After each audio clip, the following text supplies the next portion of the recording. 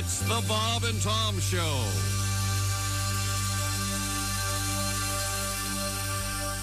Here at the Bob and Tom Show, we're proud to present the greatest Christmas music offer ever. It's the OJ Simpson Christmas album, featuring the OJ Simpson Singers. OJ the handsome halfback had a very shiny knife. And if you ever saw it, you'd be fearing for your life. It's the OJ Simpson Christmas album with special guest prosecuting attorney Marcia Clark. It's beginning to look a lot like murder everywhere we look. The O.J. Simpson Christmas album. You've never heard anyone sing in a courtroom quite like Marcia Clark. Oh, DNA, oh, DNA, too bad your blood type matches.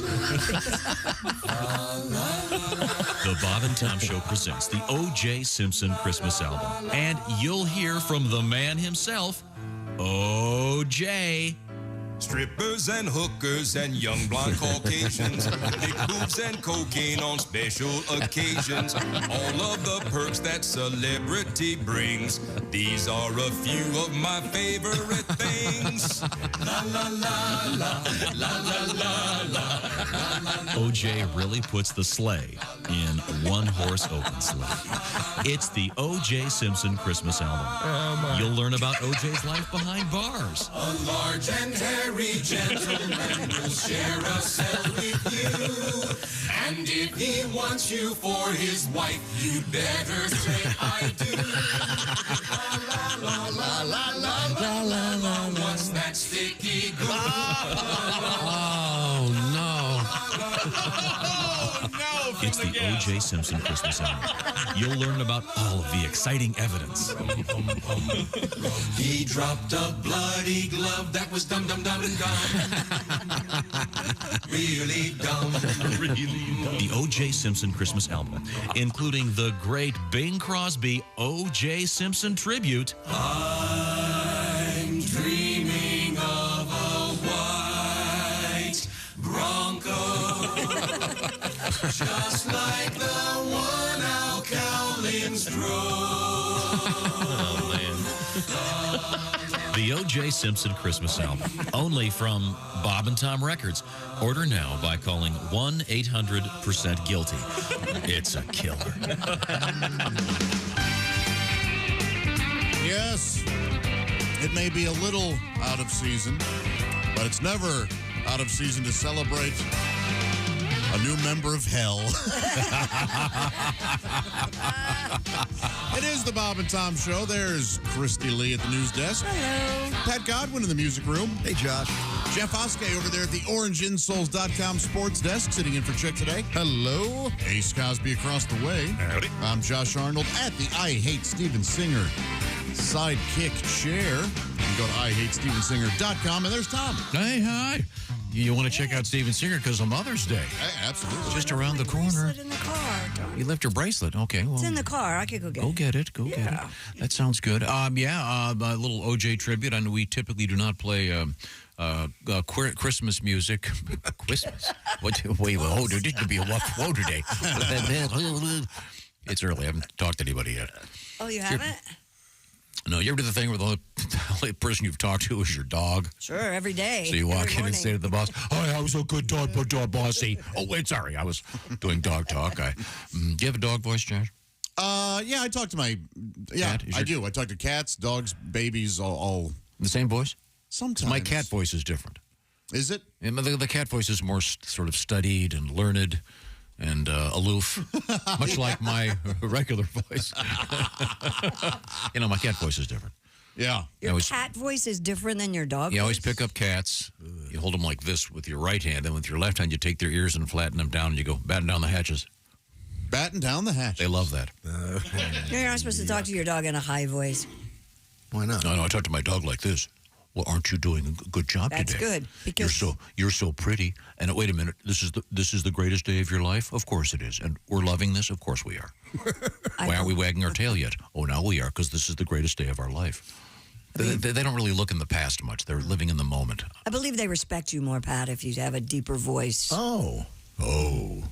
That's why my dogs look at me and go, yeah, right. Really? Okay. Anyway, we began with some Christmassy OJ tributes. The Juice be dead. Did anybody know he was sick? Yeah, he announced he believe it or not, he had a rather large following, and he did a poolside announcement about his that he was getting better. I knew he was sick. I didn't know he had cancer. Right. Okay. Fair enough. Yeah. But 76 years of age. See you, pal. Yeah. No joke. We've talked about this enough. There's a great book about it called "The Run of His Life" by Jeffrey Toobin, who would later That's great. be somewhat embarrassed when he was caught on a Zoom call. What's the word I'm looking for? Cranking it? I was going to say jacking it, but that's... Jacking it would be fine. But he's a distinguished jurist, and it's a great book. And if you're curious about the actual facts of the case. But it was I can remember, I want to say the year before, maybe, or 2 years before the whole Nancy Kerrigan, Tanya Harding thing. That was one of the sort of the first wave of this. And it was all pre-internet as we know it today. But it was, every day there was an update, and it was the water cooler talk, the Wordle of its day. Yeah, did you see Cato yesterday? Well, they brought him out of... Cato Kalin was the young actor living in the pool house. I had dinner with him once. Really? By all accounts, a terrific guy. He used to come here quite regularly, once a year. Yeah, we would see him in here all the time. He was a nice enough guy, and it's my understanding he'll be driving the hearse. No? Well, if they don't have it in a white Bronco, something's wrong. Oh, God. Can you imagine? Yeah. God. The next couple days, we'll see the... don't speak evil of the dead or whatever. No. In this case, please do. We'll have more updates on the OJ thing coming up today. Also, oddly enough, this is really an unfortunate coincidence. They've announced the reboot of a certain movie. I'm laughing so hard just thinking about it. Have you heard about the reboot of The Naked Gun? Yeah, Liam Neeson set to star in a Naked Gun reboot. He will play the bumbling police detective Drebin in the role made famous by Leslie Nielsen. The Naked Gun films derived from the TV series Police Squad were high watermarks for slapstick comedy. These movies were very funny. Now, Jeff Oskay, come out in July of 2025. Do you remember the name of the OJ character? I do not. Ace? I do not. Oh, Josh, you know this one, right? Yes, Nordberg. There's the famous scene where he's trying to get through the doorway with the huge fro. He was a pretty funny comic actor, but yeah, he was funny for a murderer. So anyway, we can look forward to that. And I doubt if they'll be using AI to recreate the Nordberg role. No. Yeah, I doubt that. In fact, I doubt if they'll even cast that. Anyone want to hazard a guess as to who would want to step into that role? Yeah, I think that would be rather inappropriate. There are a lot of very fine actors, but maybe they'll rename the character. Also coming up in sports, we have kind of an update on the Shohei Otani situation. Show him what? You weren't here. That's been. We decided that didn't work. Sorry. That's okay. No, don't be. It's not your fault. Show him getting $16 million stolen from him. Yeah. That's what you're going to... You're not going to get that back either. Think about it. No, you're not. Yeah, they've upped the amount taken to $16 million.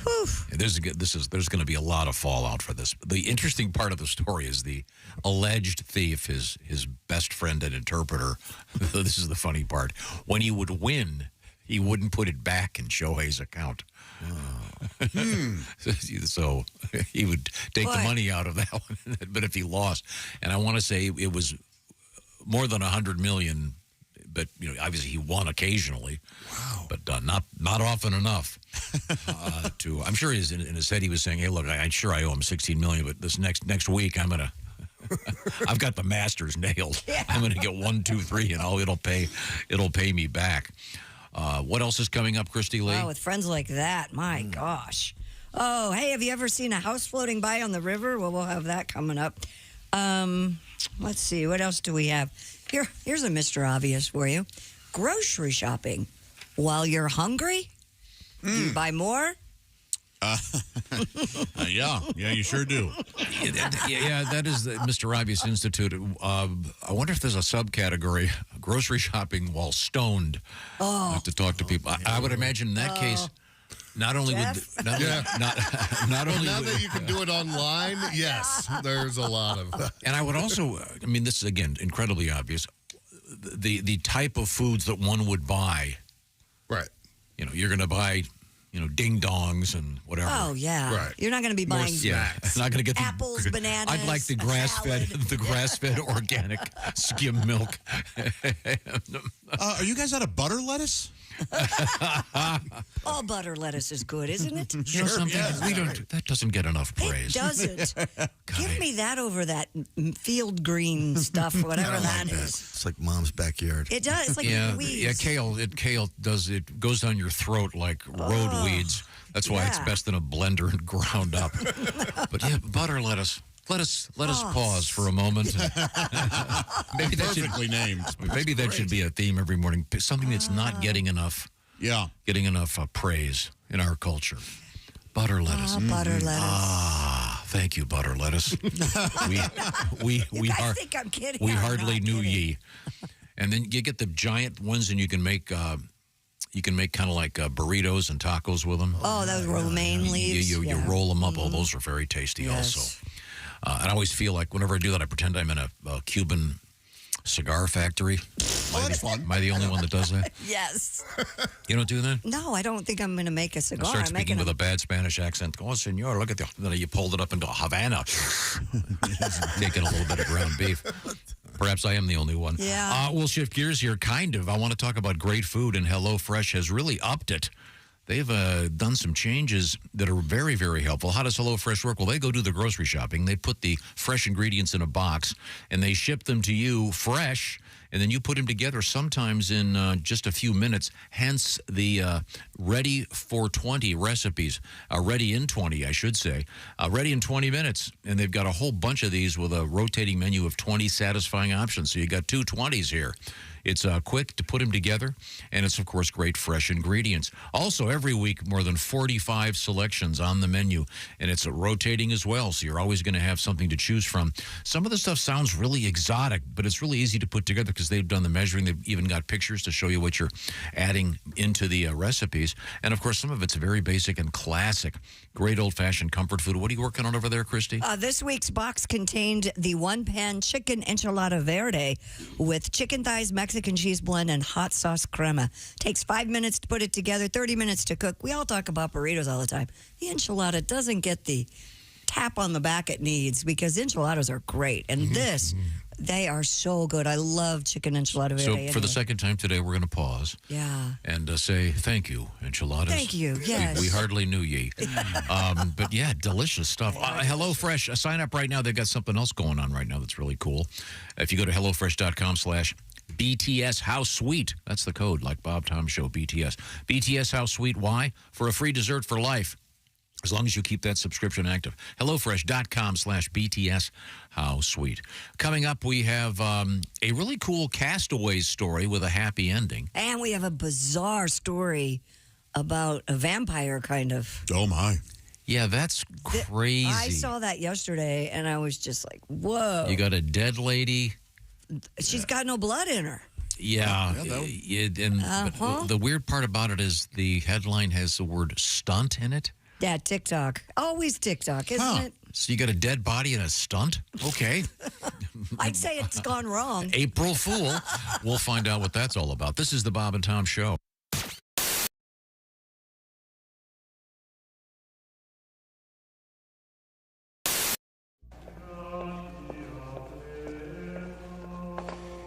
This may take a while.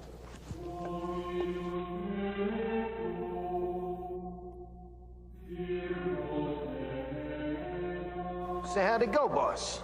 He said he's heard worse. He says he's heard worse. He says he hears worse every morning. Bob and Tom in the morning. Louisville's classic rock all day on 95.7 QMF. Please forgive us. Hey, it's Josh Arnold with a food recommendation for you.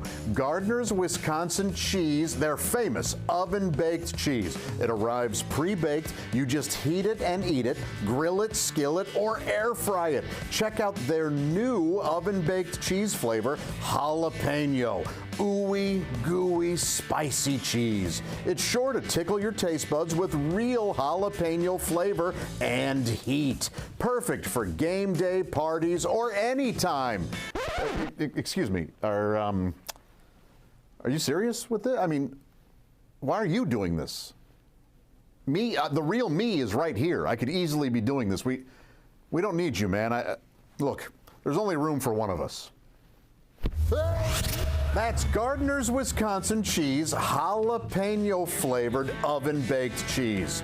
It's now available in Gardner's oven baked bundle package, so try all the great flavors. Receive free cold pack shipping and free cheese curds when you spend $59 or more at Gardner'sWisconsinCheese.com. Click the link below and tell them your pal Josh, me, the real Josh, from the Bob and Tom Show sent you.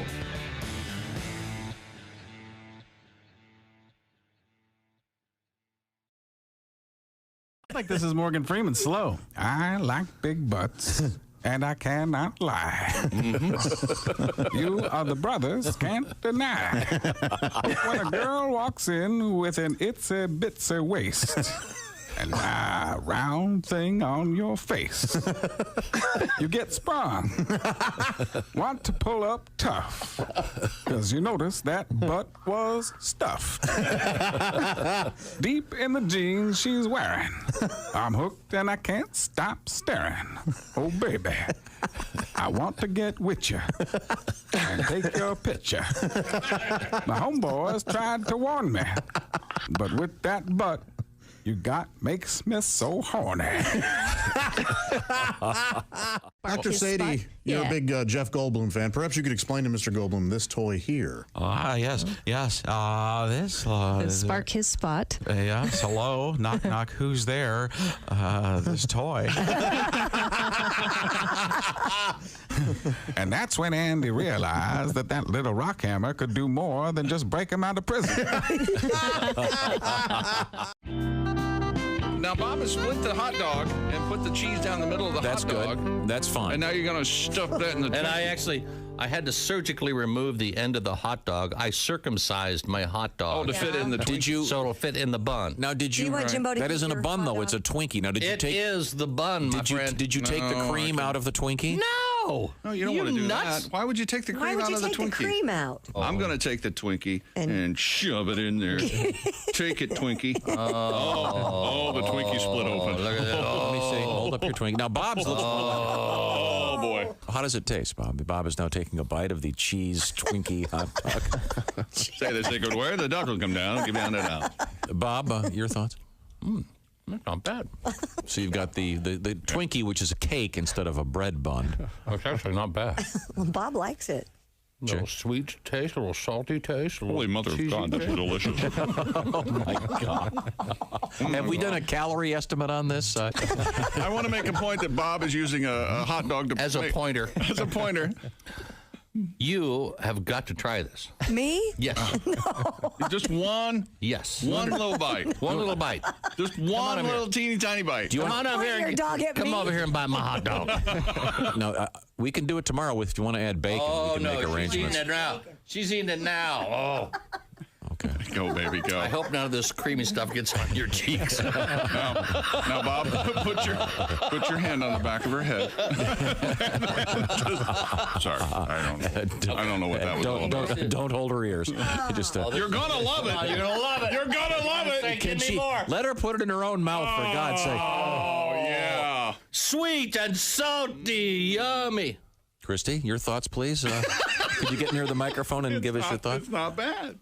Don't talk with your mouth full. It's not bad. See, how about that? Bingo.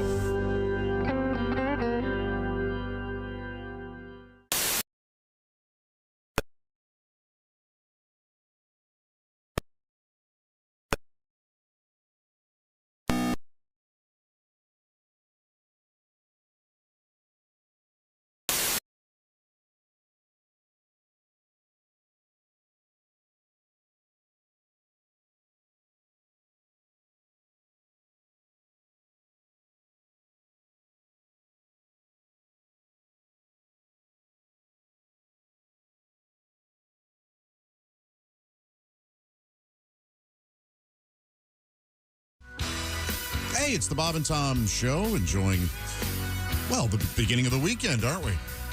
Yeah, Friday starts the weekend. Heck yeah, it does. We're all here enjoying ourselves. Hope you are too.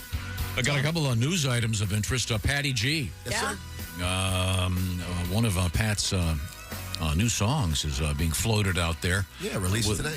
With a video forthcoming. We'll maybe check in with that a little bit later on. It's a song called Smells Like Weed. Smells Like Weed. Ah. Speaking of weed, we're going to talk about grocery shopping while high from the Mr. Obvious Institute of News and Sports. We obviously have a lot of things going on today, and that would include the OJ Simpson tributes are pouring in. And I wouldn't say tribute so much as mocking that bastard. Yes. It's interesting. He'll be able to meet his dream team again. Most of those guys are already in hell. Yeah. Waiting on you, Dershowitz. My favorite thing I saw yesterday, obviously comedians are going nuts, and Sure. I can't even tell you who wrote it, but somebody goes, Cancer just released a book called If I Had Done It, the O.J. Simpson story, which I thought was great. Yeah, well. Yeah, and here's something that you just said off the air that I was surprised about. Al Cowlings is still around, looking good for his age, too. But he's driving a King Ranch now, not a Ford Bronco. But he remains loyal to the Ford brand. You'd think OJ's that. best friend. I mean, I wonder, was that a positive or a negative for Ford? You know, there really is no negative. It might have been a positive. Yeah, in a way, it may have been. There's no bad They publicity. didn't do right? anything wrong. But then they didn't bring the Bronco. The Bronco went away, and then they brought it back a few years ago. Then, of course, it was COVID, so they had this huge, here it comes, then it didn't arrive for a couple of years. Can you get a white Bronco now? Yeah.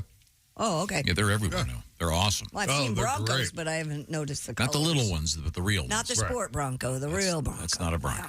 Christy, that's a good point. I doubt they're selling well, the white ones. Yeah, I wouldn't think white cars in general sell very well, but Oh, they do? oh yeah, They're safer. I don't believe any of those studies, but I know they're out there. If you talk to any insurance adjuster, they never lie. White cars get into no, give the Josh Hanger. Yeah, my insurance adjuster has never screwed me at all. Yeah, hail damage. Always on our side. aren't they? Just I saying. think they're cooler for the warmer temperatures. Like in the desert, you see a lot of white cars. I noticed when we were in Arizona, lots of white cars. See a lot of white cars at my house. You see a lot at your gym. Okay, you know what? I'll just not. I won't talk about anything. So you're saying that my white car? I used to. I was just trying to make a point, but I forget that everybody in here has to be right 100% of the time, and so I'll just go. No, I don't have to be. I just am. The point is, I have one of my. I have like 3 friends. One of my friends has always insisted that that white cars are only for women. Oh, really? Yeah, he teases you. I know. And so, There are a lot of people who think for years, I had I had a white Volvo station wagon, twin turbo. This thing was a rocket ship. I loved that car, and super peppy. And in any event, every time he'd come over to my house, every single time, he'd come in and go, "Who's here? What are you talking about?" Well, there's some lady's car in the driveway. It was like the DeLand joke. It would never stop. I've heard him do it 10 times. He did it constantly. Now I have, of course, another white car. I had a black one, but I got a white one this But that's time. what I'd always heard too. What? That white cars were for women. Yeah. Yeah. Really? Yeah. I was at. Yes. I was getting some work done on the car that I drive, and I was walking through the showroom, just looking around. Right. At some of these nice cars, and I walked up to this one, and the sales guy, that's kind of a friend of mine, goes, "You don't want that one." What are you talking about? Yeah, we only sell those to women. What? Yeah. Well, it's always low mileage on those. Right. Because women don't drive to work, obviously. They Oh, John. Thank you, Pat. Don't you dare drag me into But no, and he was serious. What? yeah. Oh, yeah. What do you mean only women drive? What are you, nuts? Does this car have a big bra or boobs? What is happening? I've only owned one white car in all the years and you know me, I trade cars I've only owned one. And my favorite color was always that British racing green. That is pretty. Oh, I like that. Yeah. No, I can't get that anymore. Why? I don't know. Someone doesn't like the green cars. Someone. It's unbelievable. Everybody's got an opinion. I don't. Never mind. And in any event, the question is, Put can you get a white Bronco these days? I'm sure Probably. you can. I'm sure Josh is correct. And it would have been really cool if this happened now, the contemporary Bronco for Al Cowlings to drive, because you get the ones that the roof comes off. Then we could have seen OJ with a gun to his head in the back seat. I remember during that thing they were interviewing, during the famous chase scene with OJ, they were interviewing a psychiatrist, said he's not going to shoot himself. He's too much of a narcissist to shoot himself. They never shoot themselves in the face. While he was in the Ford Bronco race, did you know he called Bob Costas, who was on the air at the time on NBC, and said, "Please say nice things about me"? Did he really? Yeah, true. What a weirdo. Really? Just a psycho. Narcissist. Yeah. And like that was a big deal. That like I remember where I was during that chase. Yeah. Like, I think most of us. I was at like a dinner party. I know. I remember watching it. I was trying to remember if I was watching an NBA game or I was watching it was playoffs, the finals, I believe. I think I was watching an NBA game, and then I remember it came on, and it was kind of riveting there for a while. Yeah. We were down in. I know Bob was there because I was drinking out of a big seashell at a lake down in by Bloomington. I was drinking out of one of those big seashells. Everybody had straws. Oh yeah. Oh, like the fish bowl. Yeah, like a big conch shell thing. Got this from Ryan has been kind enough to write us from his trucking company. Hey, there's a new white Bronco with Iowa plates I just saw that says "Not OJ." Very funny. It comes in Oxford white is what they call it, the Ford Bronco now. Okay, those were very cool. Now, what was I going to mention? Oh, we have one of our tributes to the Juice. What's interesting about this is this came out, I want to say I think the day after OJ mysteriously, what did he fly to Chicago and then flew right back? Yeah. Running from what exactly? This came out then. This is very early on in the OJ saga.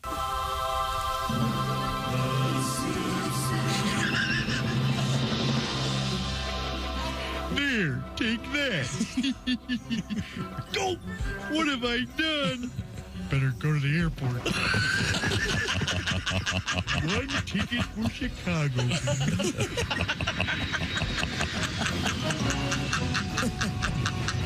Hello, I'd like one ticket for Los Angeles. I should have checked my frequent flyer miles.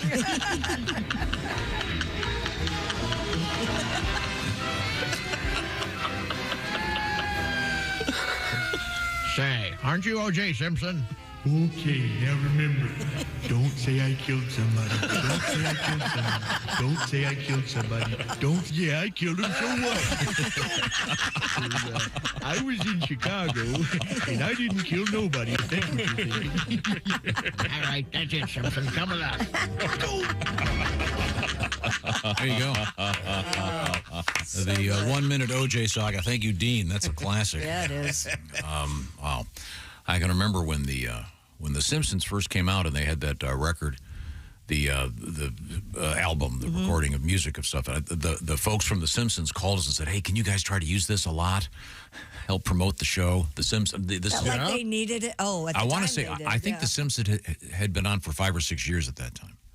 I want to say. The TV show I'm talking about. And then when they released that record, Ace, you were the music guy, then remember that they made an effort to say, hey, guys, feel free to use all this stuff. Oh, that's cool. I don't think they anticipated that.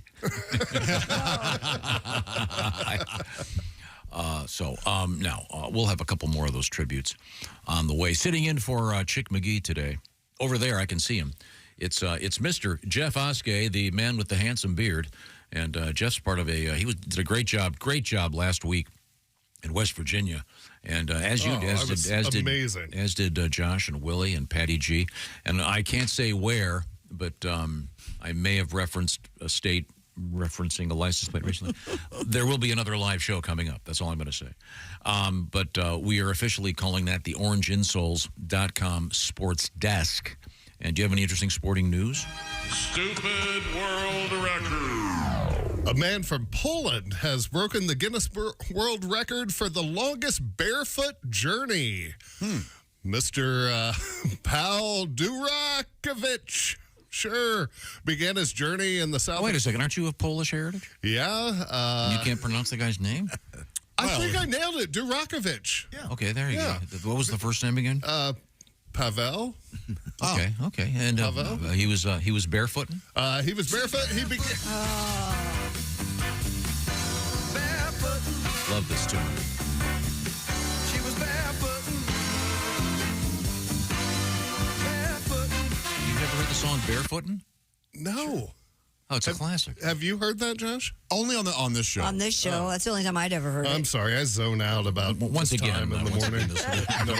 once again, our program likes to touch on cultural milestones such as barefooting. That was a cultural milestone. Duke does a great version of barefoot. Oh, a commercial too on TV. It was? Yeah. Oh yeah. Well, Mr. Pavel began his journey in the south of France and traveled 2,118 miles without any footwear to finish in San Jose in the south of Spain. Thing to do. Man. The 45-year-old who completed his epic trek in just under 6 months. That he didn't complete his GED. Beat the previous Wait a minute. He's an idiot. Wait, the previous record was only 242 miles? Makes him even dumber. He could have gone 250 and called it a day. He did it. He did 2,000 miles? What a moron. You know how much I love feet. I can just imagine what his must look like. Oh, yeah. What if he would have been smarter to get a shoe sponsor? Hi, for Orange Insoles, it's the barefoot guy. He trained for the record attempt by walking and running 6 miles every day for 5 months. Besides a few burns and cuts, he says his feet suffered no serious injuries during the record-breaking journey. Well, that's good, but man. Yeah. We couldn't eat. Why? Every restaurant has that no shirt, no shoes, no service sign in a variety of languages. Okay, here's a trivia question. Let me see if I have any money. Any money? Hang on a second, just to calm down here. Ooh, this is I do. Okay, you see this $5 bill right here? Oh, man. Anybody want this? Yeah. Okay, you got to answer this trivia question. Please. Yeah. Okay, this is only open to those of the staff. Pat, you're probably the only one that might get this. Want me to lay out? What significant figure in contemporary rock and roll, and has been a figure in rock and roll for the last 30-plus years, almost never wears shoes? Jimmy Buffett. No. Warren Haynes. No. Anyone close? Dave Matthews, the guy from Hawaii. No. Anyone? Jack Johnson. Oh, I'll let you think for a while. I think you're right about Jack Johnson. Yeah, he doesn't wear shoes. I don't believe he He wears lives in shoes. Hawaii. Why would you wear shoes? Right. Is it one of your Almond brothers? That's why I said Warren It's not Haynes. one of the Allman Brothers. No, it's Don Was. Who? Oh, I didn't know that. The great producer. He produced the Rolling Stones. Oh, yeah. He produced an album for our friend Todd Snyder. He never wears shoes. Todd went to an L.A. Dodger game with him, and the guy it was barefoot. How in God's name would we have known that? Well, that's why I offered $5. I didn't know who to get it. And I need every dollar I can get these days. The April 15th is just around the corner. Not even a musician. No. A producer. He's a producer. No, he's a great musician. What was that's fine. But what was their big song? The dinosaur. Everybody walked the Yeah, he dinosaur. plays Everybody bass, walked the yeah. dinosaur. Oh, he was in Was Not Was? Yeah. He's a great bass I guess he player. was. Yeah. Yeah, he's a Detroit guy. Great guy. Tremendous musician. All right, All Jeff, right. please. Anything else? He doesn't wear shoes. We're talking about barefoot and Shohei Otani's federal authorities charged the former longtime interpreter for Los Angeles Dodgers star Shohei Otani for the theft of $16 million from the Japanese sensation. U.S. Attorney Martin Estrada said this dude served as Otani's interpreter and acted like his de facto manager. de facto. Yeah. Del Facto sounds like a band from the 50s. Steak I ordered. The Del Factos. Delmonico. Yeah, that's what I ordered. Officials allege that Mr. Mizarua, how do you say that, Ace? I do not know.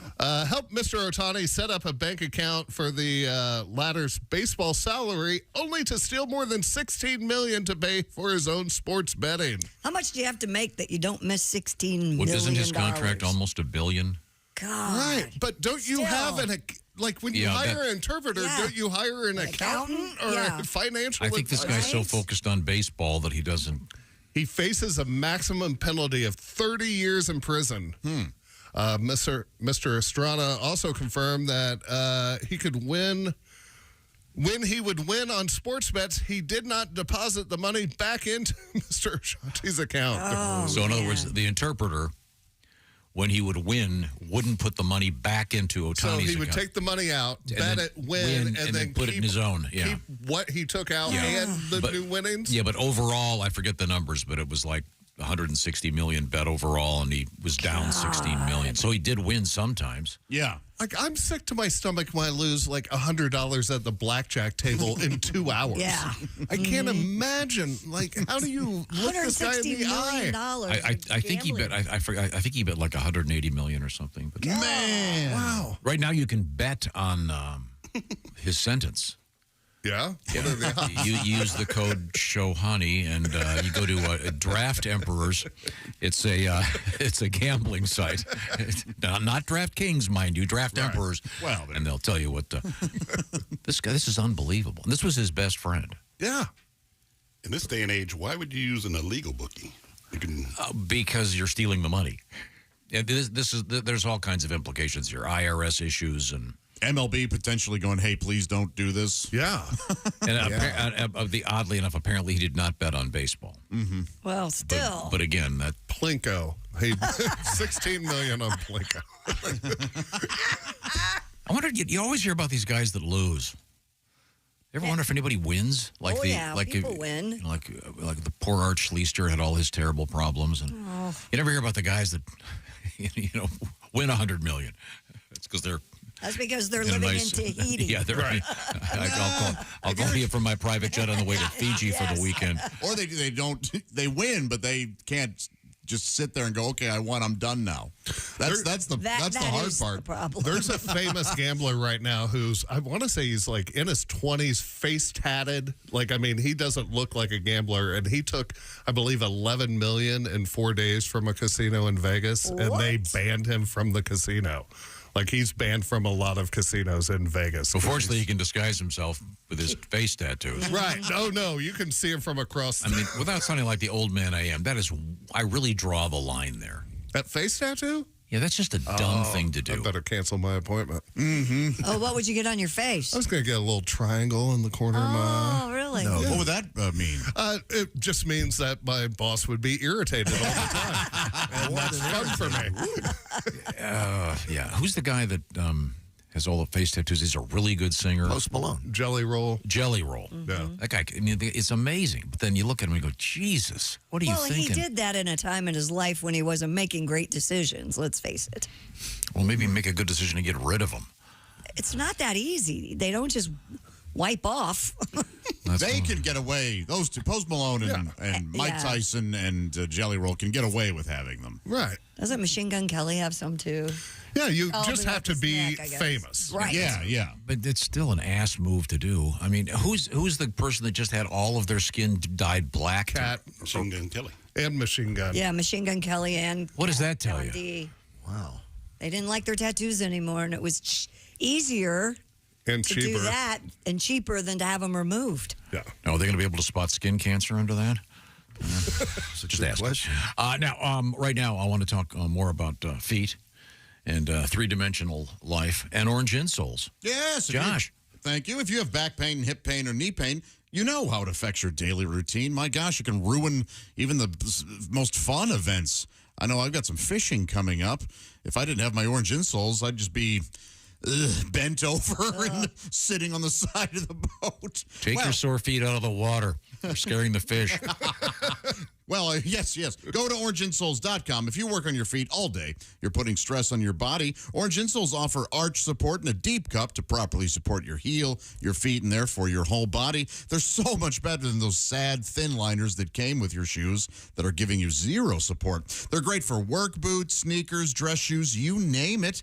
You can find the right fit at orangeinsoles.com when you take their insole quiz. Answer a couple questions. They'll get you the right cup, the right size, everything you need to know. And by the way, when they ship them to you, they're already true to size. You don't have to cut them out of a giant mat like you do some of those lesser insoles. Head to orangeinsoles.com today for free shipping. Plus, orange insoles come Man, with a 60-day, we want you to be happy guaranteed. You hear that? That means you have nothing to lose but for that discomfort. That's orangeinsoles.com. Feel better, do more, and thank you very much, Orange Insoles, for a terrific product. And it says here, by the way, back to that story, he bet $160,000 per bet on certain things. Whoa. That's an interesting number. That's got to be such a thrill. It's somebody else's money? When it hits. Yeah, just absolutely amazing. And it looks like Otani's deal was for $700 million on a 10-year contract. Wow. So, so he didn't miss the money. Coming right back, this is the Bob and Tom Show. Become a Bob and Tom VIP and get your Bob and Tom fix 24/7. Get all the info in the VIP area at bobandtom.com.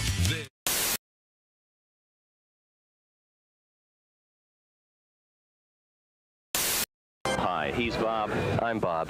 And he's Tom. And I'm Tom. To conquer and win, we're gonna be in this Super Bowl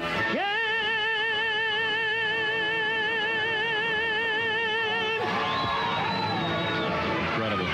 Ladies and gentlemen, Q95 with Luciano Gaspacho in praise of the Indianapolis Colts. In a great praise. Phenomenal. Here's to a big Super Bowl win this next year. We hope that you get to sing the national anthem at the Indy 500 next year, Luciano. Big a star like me, how are they going to refuse? Bob, a lot of celebrities were in town for the Indianapolis 500, which of course took place yesterday, including a guy from the National Association of Broadcasters who has honored us by stopping by our show this morning. Of course, I'm talking about Mr. Ralph Bonorama. Hey, guys. I just want to let you know that I really respect what you're doing here. I think it's a shame that more kids can't watch your show. Oh, it's on radio. Well, never mind, man. You may wonder about the Hoosier Dome, they call it. Now, when the Colts moved here, they were considering changing their names to the Trojans. Then we were going to rename this place the Con Dome. This guy walks into a psychiatrist. Yeah. He says, I feel like I'm a dog. Really? Yeah. The psychiatrist says, how long have you felt this way? He says, ever since I was a puppy. Go by. All right, it's a helium Monday, so we should do this properly. Okay. You ready to sing along with it? Mm-hmm. Oh, that feels good. Here we go. Ba-doom, ba-doom, ba-doom, ba-doom, ba-doom. It's helium Monday. That's right. The high point of your week's arrived. Oh, yeah. It's helium Monday with Bob and Tom. That's us, Bob and Tom. And by golly, is it by God, you can listen to In Minot. You can. To KIZZ FM. Kiz. Lucky that doesn't start with a J. Stop it! That'll be one hell of a radio station. Stop it. We'll be coming right back. It's new Wax Off. Remove old wax and give your car a high gloss shine with Wax Off. Just jerk off the top and spray a smidgen on your vehicle and apply it with vigorous up and down motions. Dr. Ruth, he kept undressing me with his eyes. Dr. Ruth, can I get pregnant when a man undresses me with his eyes? Only if he's cockeyed.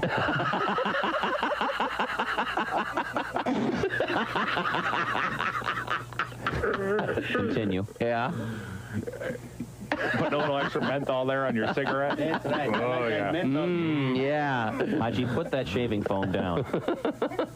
Haji, would you like to give your street address? Maybe that'll help some people contact you after seeing this tape. Dick. But the type of people that'll be contacting you are medical experimenters, okay? Dick. I wonder if they replace his heart with a gallstone, if his body will still work. This portion of our show is brought to you by Walenda Brothers Coffee. Good to the last drop.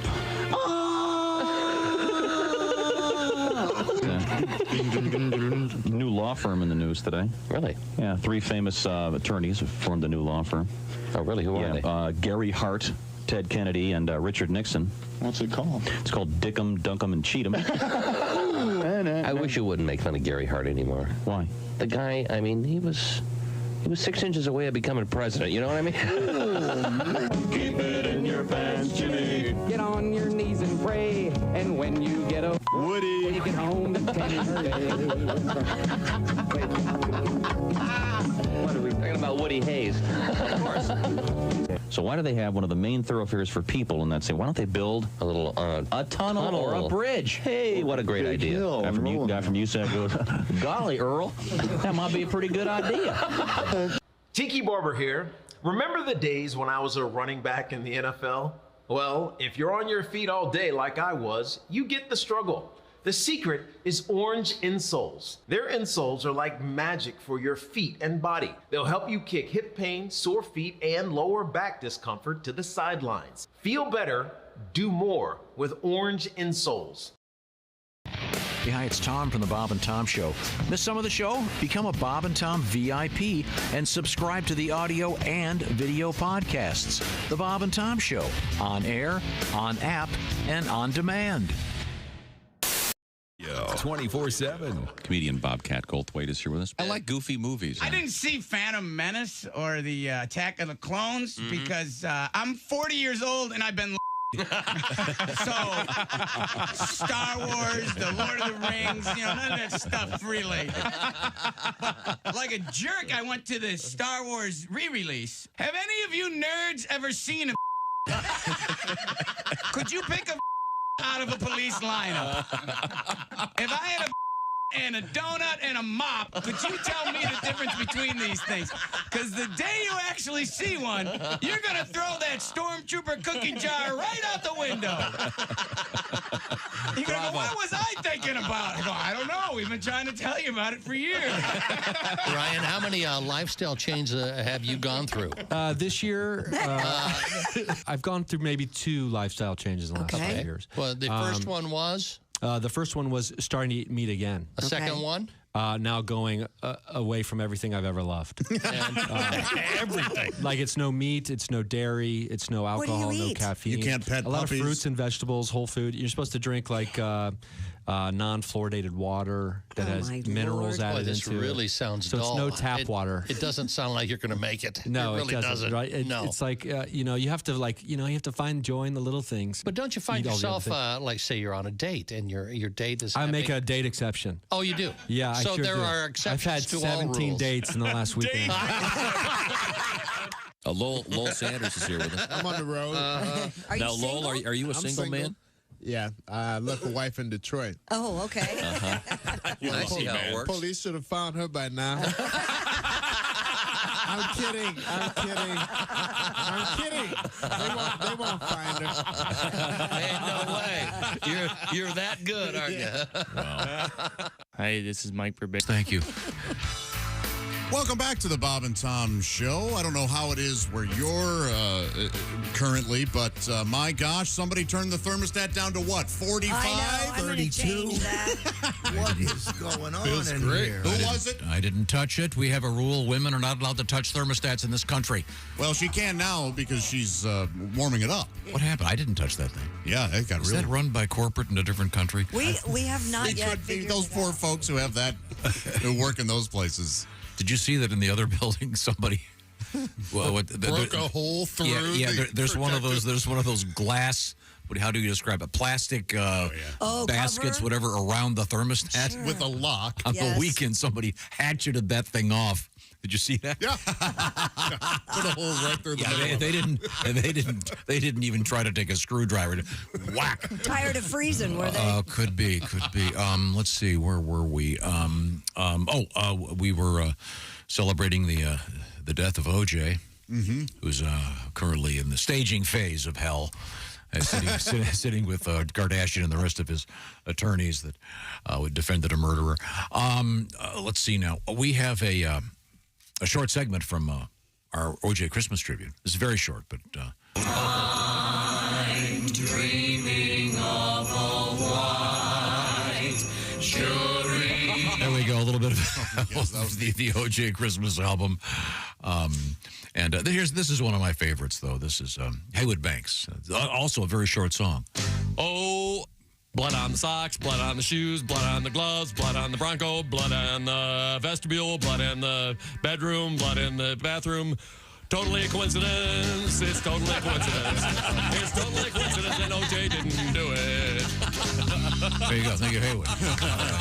Summing it up. We certainly appreciate that, Haywood. That was very good. Now, we have Jeff Oskay over there. I can see him. He's sitting in for Chick McGee this morning. And Mr. Oskay is at the OrangeInsoles.com sports desk. I am, but I'm out of sports. Christy? Oh, really?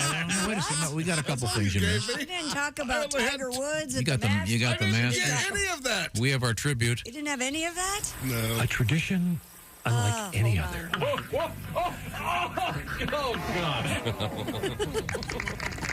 The Masturbators.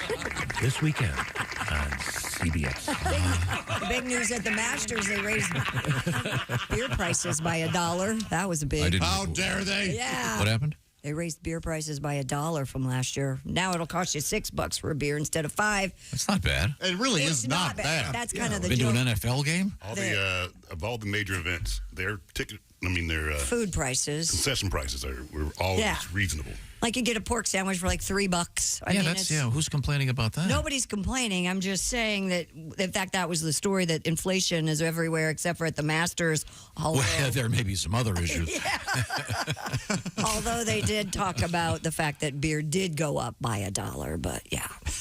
I mean, that's nothing compared to most sporting events. Oh, I totally agree with you. But Tiger Woods completed round 1 and did very, very well at the Masters. Yeah. Really? Could he win his 6th jacket? Wouldn't that be Oh, something? man. Man. I know that the interpreter for a certain baseball player has big money on that, hoping to just put down $1 million, hoping to score pay back the 16 he owes. We'll see how that goes. Now we were talking about barefooting. Yes, you were. Barefooting. Well, this because we had that great world record. The guy has the record for the longest journey barefoot. Remember that story you did? Sure. The Polish gentleman who 2,118 miles. Crazy. With no shoes on. No shoes. And he beat the previous record by like 1,800 miles. Yes, for no reason. I mean, that's crazy stuff. But I was asking what famous figure in the world of rock and roll never wears shoes, and the answer, of course, is Don Was. Why the hell would you go back? I would say maybe like Rick Rubin would also never wear shoes. There's lots of people who Jack Johnson never wears shoes. There's multiple people. Those weren't the answers that we're going to win you $5. Because those aren't the answers Tom knows. Oh, my bad. Yeah. Don, did grown-ups like that song? I was like 10, and I remember I loved it, but there's no way adults were excited when that came on. I didn't care. We heard it a lot, though. Well, it is kind of out there, a fun component to it. It is fun. I like. If I remember correctly, there was even an animated dinosaur in the video. Don't you like fun songs occasionally? And of course. If you listen to contemporary radio, if you have little kids like I do, every song is about, she left me, I'm going to die. You know, he's a bastard. Okay. He's a bastard. Could we have something that's a little more fun? The Eilish song, he's a bastard. It's like Bruce Springsteen in the beginning and all these fun songs. Then all of a sudden it's, you're going to die on the dock. And okay, Bruce, chill. Will you? That one song because it was a movie about AIDS. What did you want it to be? No, they were all sad. They were all sad and dirgy. I want the happy Bruce. It's fun in New Jersey. Get on the rides and have a good time at the carnival. No. Yeah, born in the USA. Yeah, there we go. Come Yeah. on, let's have some fun. Fun stuff. Fun music. That's what we like, right? Yeah, well, fun is good. Okay, well, Everybody Want the Dinosaur is a funny song. Did you guys have that? I don't know why I thought of this, but you were at Six Flags, right? Yes. Did they have the fake dog leashes? Like the invisible that dog? was popular during that time when it was like a leash that was like it looked like it had an invisible dog on the end. Not when I worked there, but when I was a kid going there. Yes. Yeah. And I always wanted. And we used to have a running bet if you saw someone that had that fake dog leash and a bum equipment T-shirt, $50. The first to spot it. Oh man, I was jealous of those people. You Those loved people them? were living the life. Yeah. Mm-hmm. That's a fake dog leash. That's a great gag. How long is that fun for, though? The fake that's dog the thing. 4 minutes. Yes, that's like the Slinky. Yeah. You know, that's, well, we were talking yesterday. They're making a movie out of, what is it again? Monopoly. Monopoly. Yeah. So they made into a movie. That should be awful. But in any event. Well, I mean, Margot Robbie, look what you did to Barbie. Yeah, Maybe great. she could do it to that's Monopoly. the most overrated movie in decades. Can you? But they've made movies out of toys. Sure. I mean, can you mention Slinky the movie? Well, all downhill from here. Can you believe they've made movies out of toys? Says the guy whose favorite movie is Toy Story 2. That's because the toys are talking. and of course there is the Slinky dog in that, which is brilliant. Yes. When we come back, we'll check in with the news desk with Christy Lee. We have foxes in the news. Not the hot lady. girls. Yeah, we got a. Do you believe this lady when she said she got a tip at her waitress job of a Jeep? The cops didn't believe her either. We'll find out. This is the Bob and Tom Show. This is the Bob and Tom Show. Text us at 888-262-8661. More Bob and Tom next.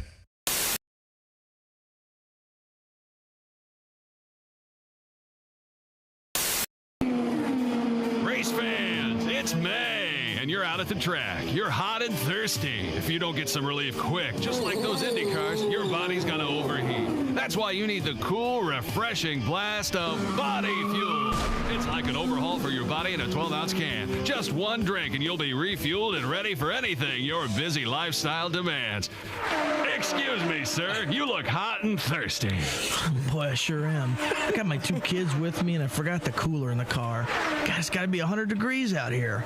I could sure go for a cold drink of water. Water? You don't want water. You want something that'll replenish all the fluids you've lost. You need the overhaul for your body in a 12-ounce can. You need body fuel. Body fuel? I never heard of it. That's because it's new. Here, try this with. Jesus! This tastes like motor oil. Well, there is some motor oil in there. And some transmission fluid, gasoline, and even a little engine coolant. Engine coolant?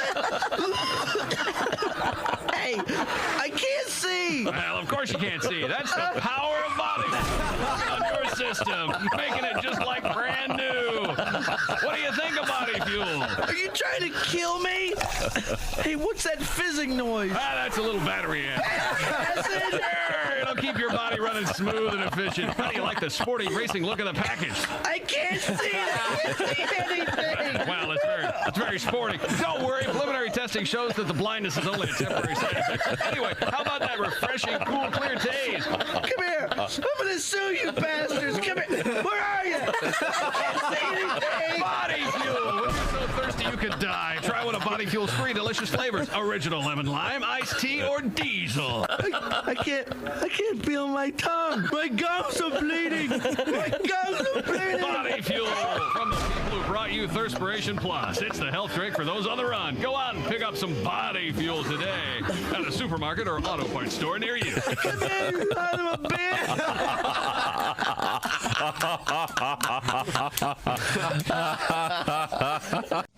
Ow. Oh, back. Oh, hey, Josh. What's wrong? My back is sore, my legs. What's in your shoe? Nothing. I mean, here, look, nothing. Joshua, you have to have proper support. Orange insoles. Orange insoles, you say? Yeah, look. Yeah, I see them. Look at this. They're great. Yeah. Orange insoles. I'll give them a shot. Great. See you later, buddy. Give it a...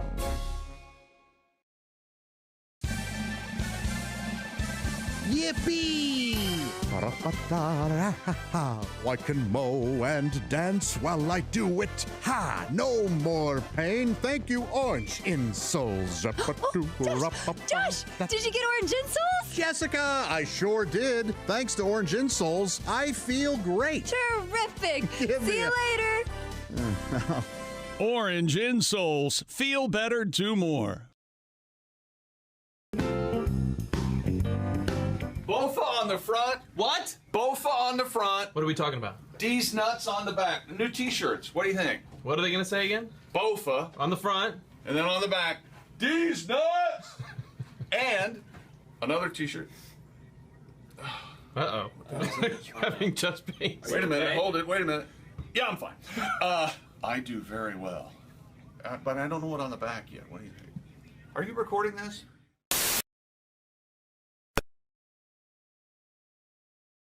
Ed Septic's tooth and teeth whitening gel. Wow.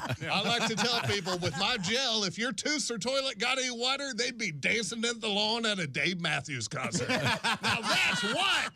All right, Sharks. So who wants to help me revolutionize the teeth and toilet whitening world of tomorrow? Maybe you and Tom could go in together, 20 each. 20 each, but we're each going to need 5%. I'm not sure how that math works out, but it sounds like a deal to me. Yeah. All right. Bob and Tom in the morning and highlights all day long. The Bob and Tom Show. Hi, this is Larry Reeb, Uncle Larry. It's a sick world, and I'm a happy guy. And you're listening to the Bob and Tom Radio. Matt Weinhold is our guest, wow. I still love Star Trek. Do you guys keep up with any of that stuff? I'm not a Star Trek Trekkie and Babylon fan, no. 5 and all that. I love all that stuff. Pretty much anything that will not get me laid, I'm into. But I actually have had sex, which sort of makes me like the Fonzie of the Star Trek convention. You know, these conventions.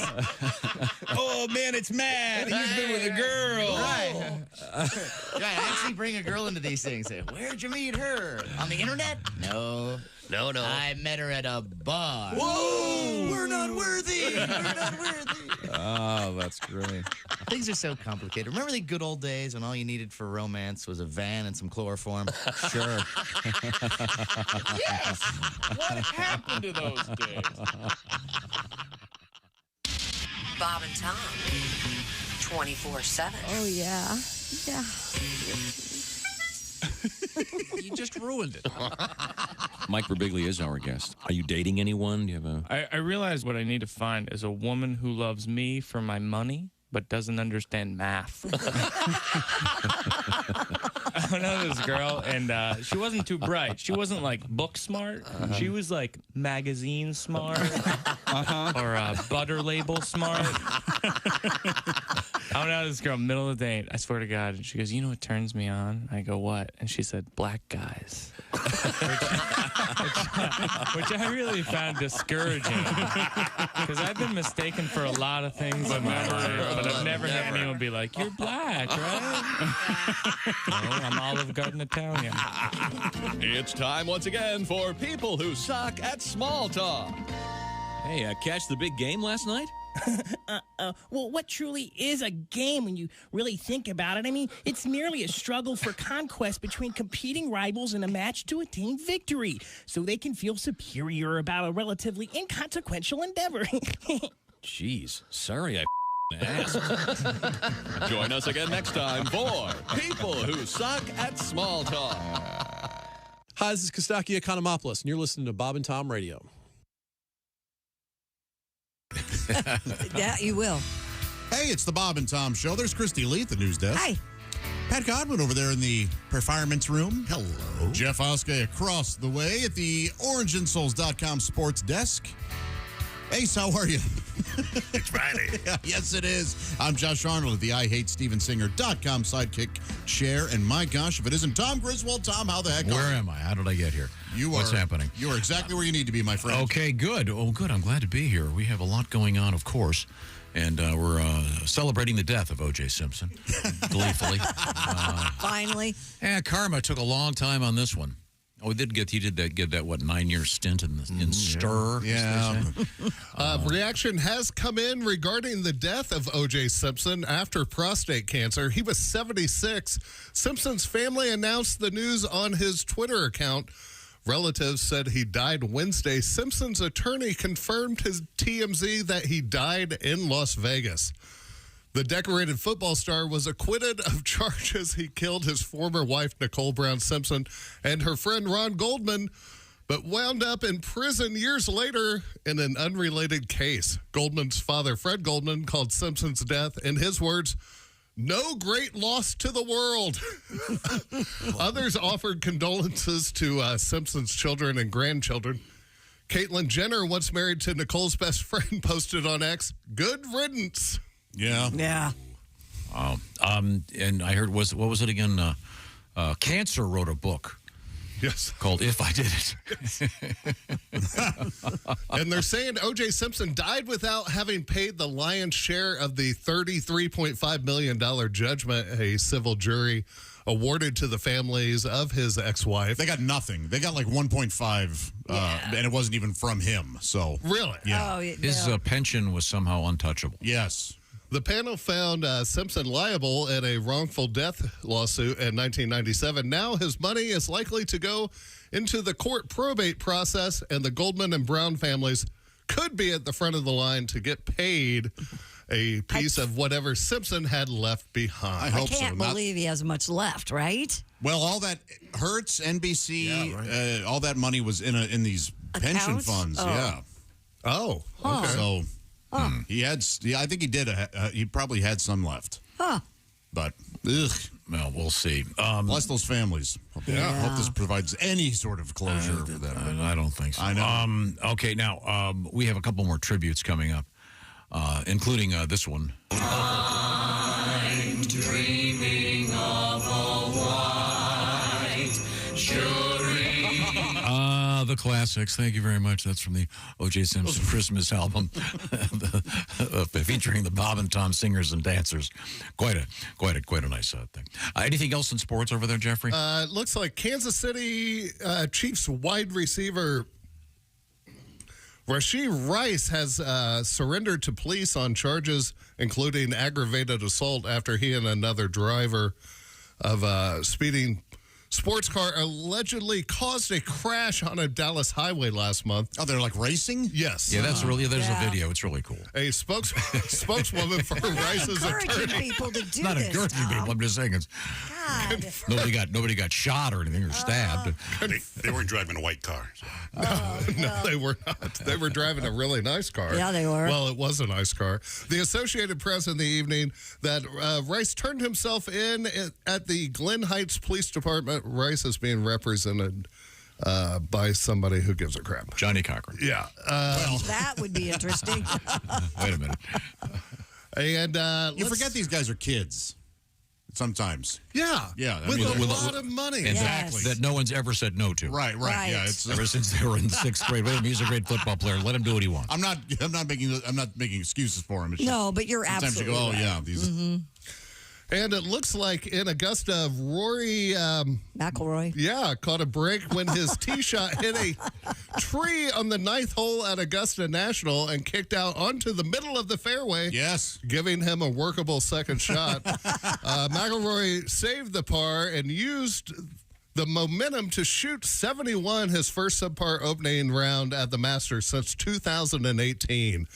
That leaves the number 2 player in the world 6 shots behind the leader, Bryson DeChambeau. Yeah, but not sure. bad. In this quest to win his That's what you. first That's green what jacket. you wash your car with. The DeChambeau? The DeChambeau. You put a squeegee in there. Very nice. McIlroy is hoping to join Tiger Woods, Ben Hogan, and Gary Player as the only players to complete the modern Grand Slam by winning all 4 majors. That would be cool. Yeah. It's time for him to join the club. Yeah. Oh, I love watching Now, speaking of clubs, Yeah. one of the most exclusive clubs in the world, of course, is the I Love the Ace Cosby Joke of the Day Club. I happen to be the president. Who's that sexy man with a deep voice? Ace Cosby, here he is with his joke of the day. A daddy octopus Right. with his little son octopus about to cross the street. Oh. Okay, wait a minute. A daddy octopus with his little son octopus is about to cross the street. Okay, I got it. Daddy octopus says, "Give me your hand. Give me your hand. Give me your hand. Give me your hand." That was Ace Cosby's joke of the day. See, I could have waited, but I hate to say this, Ace. I believe that was a repeat. I think you've done that one before because I remember thinking, oh, this is a horrible joke. And previously, I could be wrong. In the American League, Kansas City beat Houston 13-3. Oakland beat Texas 1-0, and Baltimore beat Boston 9-4. In the National League, the New York Mets 16. Whoa. Atlanta 4. And Philadelphia beats Pittsburgh 5-1. Now, on a different topic. We were talking about facial tattoos. Yeah. Yeah. And I forget why. Oh, because Jeff had a story about a guy who had facial tattoos. Oh, one of the gamblers who I watch is a big face tattoo guy. You watch people gamble? Oh, yeah. Are they playing poker? Is that what you mean? Yeah, World Series of Poker. Oh, okay. All right. Yeah, I watch people gamble. I thought maybe you were just watching some guy at the roulette wheel. You're doing pretty good, sir. Actually, there are a lot of like TikToks of people just at the roulette wheel, like gambling, like $20,000 a hand and stuff. I don't know how they get away with that because I took one picture in a casino once. Yeah, no, you have to get permission ahead of time. Yeah. You get permission. There was a meme out there of a guy with facial tattoos. I forget who, if it was Post Malone or Jelly Roll or whoever. And it said his face looks like the school desk in detention. Oh, yeah. You know, scribbled primitive things carved in there. Yeah. You know, probably fewer dicks, I'm guessing, on the detention desk. The old wooden desks that went away, didn't they? Yeah, did they? No. Yeah, they have like for mic like this kind of. So kids can't do that anymore. Oh, they'll find a way. Yeah, I have scribbles over here on mine. What do you draw primarily? He's a doodler. Yeah, a lot of it's just random doodles. I haven't really gotten too started today, so I'll show you. But I mean, are they geometric designs? Just sort of freehand. Do you ever do figures or? I'll do a face every now and again, like cartoonish type faces. Yeah, they're not good. But ever genitalia? I'm not a anatomical. I think I drew boobs once and showed Chick and Christy for a little giggle. But want me to draw you some boobs? No, I've got a friend of ours who's an expert. Oh, yeah, you're right. in both art and boobs. Yes, it's unbelievable. He really knows what he's doing. Yeah, no matter what's going on, he goes, hey, you want to see what so-and-so look like with their top up? What? Yeah, it's crazy. he takes his pen. It's amazing. Like, dude, he can do like, you can just name a porn star and he'll draw her boobs without having to look. Yeah. Hey, Gianna Michaels, and he just whips it right. It's incredible. What a talent. Yeah, it is. Yeah, I can't believe they kicked him out of Kings Island. He was doing a great caricature work. Draw your wife's boobs for $5. I have to leave Denny's. I can make them a lot bigger, Slip me the extra $5. That's how that works. Oh, well, thank you very much. Now, what do you got coming up, Christy Lee? Coming up, we have a French woman who was found dead searching for ghosts. Did the ghosts kill This her? story, it's so creepy because there's a lot more to it. And she died suspiciously? Yes. Oh my gosh. Super. With no blood? Yeah, no blood in her This is body. horrifying. She may have found exactly what she was looking for. You're right. But, again, the weird part of it is the headline says, in a possible prank. Hey, good gag. Yeah. You're supposed to stick it on April 1st, don't you understand how these work? Right now, speaking of dates, coming up just around the corner is Mother's Day. And once again, I have taken upon myself to help you celebrate Mother's Day and get a Mother's Day home run, ladies and gentlemen, because there's lots of mothers in your life. That sister's of yours, she's a mom. That wife of yours, she's a mom. Then she's a mom. Your mom's a mom. You know what I'm talking about? How about getting something nice from Steven Singer Jewelers? Lots of things to do and lots of things to see at Steven Singer. You go to IHateStevenSinger.com. You can get that beautiful bracelet that Christy has on. Or maybe the rose. As you know, Steven does special roses for each holiday, and this is including Mother's Day, and it's a brand new one. This Mother's Day rose, of course, I'm talking about a 24-karat gold-dipped rose. So you start with a real rose, you dip in 24-karat gold, and then the art begins, and this time it's going to be in a beautiful red wine shade. So this is the presentation. It's so obvious. Glass of red wine and the beautiful red wine rose from Steven Singer. See what I'm talking about by going to IHateStevenSinger.com. And by the way, there's a whole series of these roses, and a bunch of them are still out there in various colors. Some of them have already sold out, so get it in this early. $69.95 to check out those roses. Once again, it's IHateStevenSinger.com. I'm a big fan of the bracelets. And the earrings, that's right. Oh, yeah. You can't go wrong. Isn't. Necklace, come on, yeah. The ladies love them. Mm-hmm. And once again, the most important thing, free shipping in that beautiful gift box and the beautiful personalized gift message from Steven Singer. Now, Steven's also a dog guy like we are. And Steven's got that dog Buddy who you can see on the website. And perhaps maybe you could get your doggy a little something. Is your doggy a mother? Oh, get a Mother's Day I would recommend dog biscuits. Yeah. I don't think you want to get your doggy a nice bracelet. Yeah, I don't know if it'd keep it on. But that'd be a Get great. yourself a colander. Yeah. That would be a great presentation, though. Oh, look what Buddy has in his mouth for mommy. It's jewelry. Check it out, our friend Steven Singer. IHateStevenSinger.com and see what I'm talking about. And let Mother's Day just around the corner. And you can thank me now. Okay, thank you. Thank you. I didn't hear anything there. Thank you, Christy. And coming up, we have a bunch of cool stuff in the news. Speaking of needing a colander, we have a lost diamond in the news. You'll find out. You'll find out why. This is the Bob and Tom Show. You're listening to Bob and Tom Radio. 24/7. 24/7. And thanks so much for getting up and joining us here on Bob and Tom Radio. You can always see our YouTube channel anytime.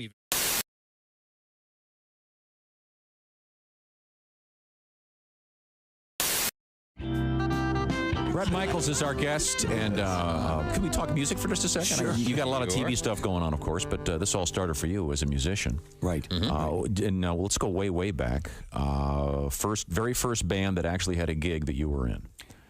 That was Laser. And let me explain the ridiculousness of the comedy of errors that is my life. We decided we wanted the AC/DC Lightning Bolt / Kiss Z. It was like an S. So we were Laser, Lazer. Right. Then we had no money for a backdrop like Kiss had, right? So we decided we took one of the old school, I'm going way back, old school bed sheets. You remember they used to make those 3D looking bedspreads that have like a tiger or a, so we had the band Laser with a tiger backdrop. That was our backdrop. And then we went to Chess King, where we bought. Love it. Yes. Chess King. Are they even still around anymore? Now, wait. I'm going back a few years. I know you are. I got our members only jackets, and we stopped into Chess King at the Capital City Mall, and they only had 3 of the 4 aluminum foil looking members only chromish jackets, and 3 of the 4 members had to walk around with it, and the other member, the drummer, was left out. And then we would change off the jackets, and we had our first gig in Marlin, or my friend Marlin at Jan's basement, charged 25 cents, and about 6 of the neighborhood kids came down, and we played a couple Kiss songs, and then what we didn't know, we just put the record on. And played along. We played along. Like, we don't know all of this song. We know the beginning of Rock and Roll All Night, and then we referenced the album after that. Look at that. Great. Laser. And may I ask what particular hair configuration was happening for you at that point? It was, again, a combination of awful. We hadn't gotten that far. A combination of awful and what? We hadn't gotten the other part. Yeah, no, it wasn't good. I know that little bit. We have a phone call. Hold on. Bob and Tom Show. Hey, man, it's Donnie. Bye. Hey, Donnie. Hang on 1 second, Donnie. We got a special guest in the studio. Hey, is Brent there? He's here. Brett's here, yeah. Hey, Donnie. That's you. It ain't poison. Just like Journey with that Puerto Rican from Mexico. I'll say it right to Neil Sean. That's right. Christy, could you make it any more obvious? What? We was just talking at work making fun of you. Why? What are you talking about? Is that Hurricane Earl in your panties? Or you just happy to see him today? Thanks, Donnie. All right. Thanks, Donnie. Oh, yeah. Thanks very much. Hey, it's Josh Arnold with a food recommendation for you. Gardner's Wisconsin cheese, their famous oven-baked cheese. It arrives pre-baked. You just heat it and eat it, grill it, skillet, or air fry it. Check out their new oven-baked cheese flavor, jalapeno. Ooey, gooey, spicy cheese. It's sure to tickle your taste buds with real jalapeno flavor and heat. Perfect for game day parties or any time. Excuse me, are you serious with this? I mean, why are you doing this? Me, the real me is right here. I could easily be doing this. We don't need you, man. Look, there's only room for one of us. That's Gardner's Wisconsin cheese, jalapeno flavored oven baked cheese. It's now available in Gardner's oven baked bundle package. So try all the great flavors. Receive free cold pack shipping and free cheese curds when you spend $59 or more at Gardner'sWisconsinCheese.com. Click the link below and tell them your pal Josh, me, the real Josh, from the Bob and Tom Show sent you. There's laughter ahead. You guys want to grab lunch? We can't go anymore. Holy That's cow. a good day's work, everybody. This is Bob and Tom Radio. Bill Bauer is our guest. Wild Bill Bauer. The thing is, with my family, there's always something going on. I got an aunt. She is the family failure. I mean, everything she touches, it just goes wrong. Finally, at the age of 87, she had to declare bankruptcy. Oh. Now she can't buy a house until she's 94.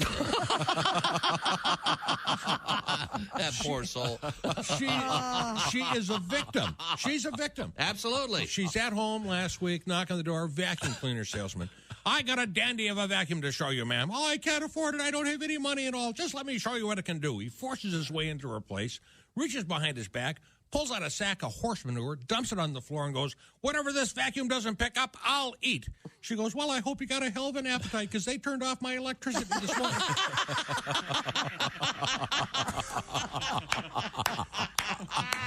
Dave Cooperman is here with us. How are you? I'm great. Good. Dave, a young guy, I'm young alive. comedian, good-looking guy, married man, I understand. I am. How's I that am. going? Right now, we're working on having kids and stuff. And, Cool.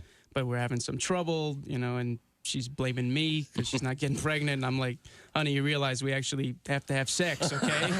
Screwing with my head will not make you pregnant. How many times I got beat the point home? So we're thinking about, we're talking about kids. Even naming the kid is a challenge if we have one. I want my kid to know he's both Jewish and Chinese. The best I've come up with so far is cha-ching. Maybe lump sum. Hey, this is Larry the Cable Guy, and you're listening to Bob and Tom. Welcome back to the Bob and Tom Show. Having a lot of fun this morning. Thanks for joining us and being here with us. Jeff Oskay sitting in for Chick McGee. You got an email over there or something, buddy? No, I got some NHL scores if Tom wants to hear those. I can tell you right now he doesn't. Oh, okay. I can tell you it smells like weed. Oh, yeah. Oh, not in here. That's not me. That's Pat's new song. Smells like weed. The video coming out soon, but it's a great song, Pat. Is it literally floating in the ether right now? Everywhere. Last night at midnight. Thank you, 800-pound gorilla media. So how do you find it? You go anywhere. That's how it works. It streams everywhere. Spotify, Pandora, cool. Amazon, iTunes. Can we listen to it now?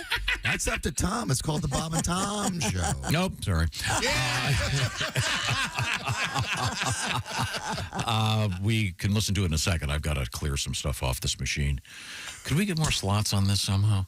And in the meantime, did we technically finish the sportscast?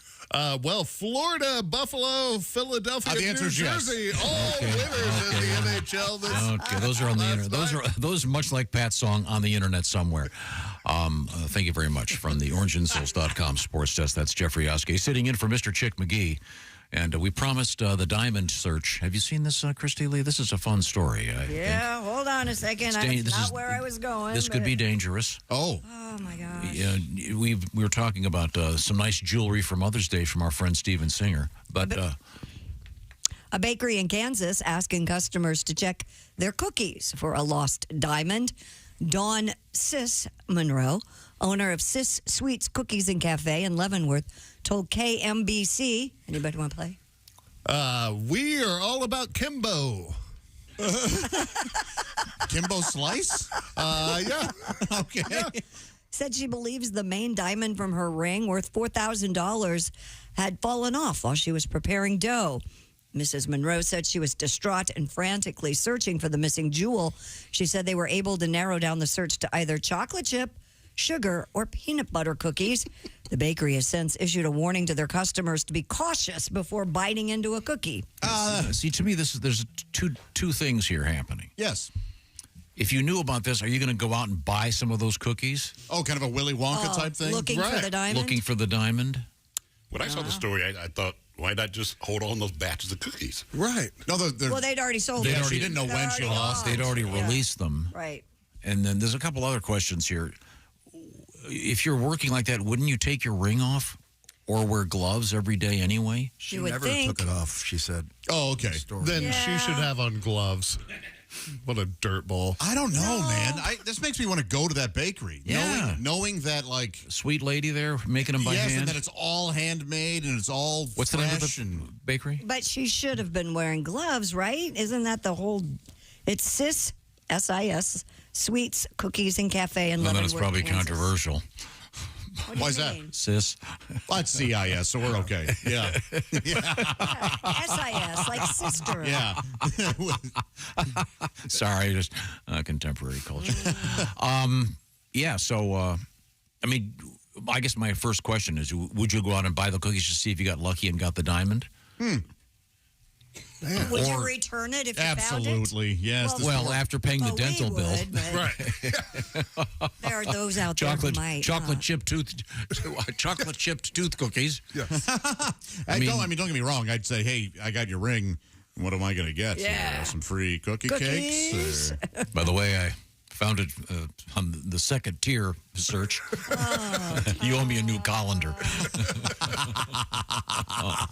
So, would they be liable? Would they be liable for someone if they did break a tooth biting on a diamond? Probably. Yeah.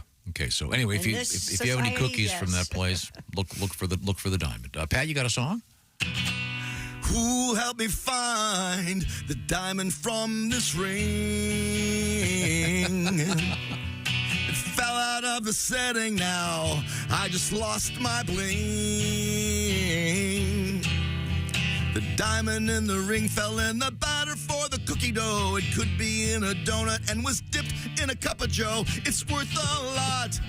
That big rock's no phony, unless my husband bought zirconia.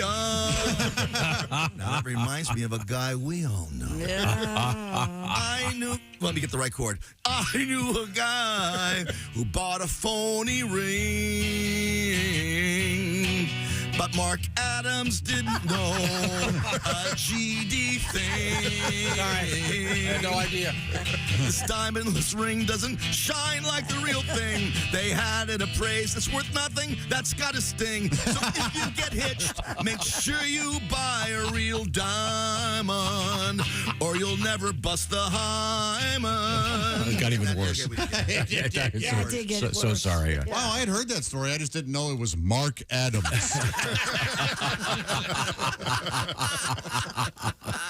Yeah, he was... Poor guy. He didn't realize. He bought it from a buddy of his in high school that had become a broker. He didn't realize the guy was... crooked. Oh, boy. Now, for the second time today, Pat, you're not eligible for this. Okay. Oh, For no. the second time today, I'm going to take out a crisp $5 bill. No, okay, it's not all that crisp. I see some 20s there. Okay, you know something, Ace? I'll make it a 20. Yeah. Ooh, okay, yeah. Ready? Crisp 20. He said some 20s. Put it in my hand, boy. Okay, here we go. It's a nice $20 bill. Okay. Now, for the second time today, Here's a trivia It's going to be question. impossible. obscure trivia question. That is, of course, a song made famous by Gary Lewis and the Playboys. You just did a knockoff of This Diamond Ring. Right. I've always liked that song. Yeah, it's cool.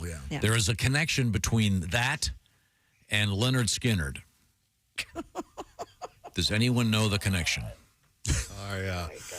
The engineer on the second album was the same as... You're actually quite close.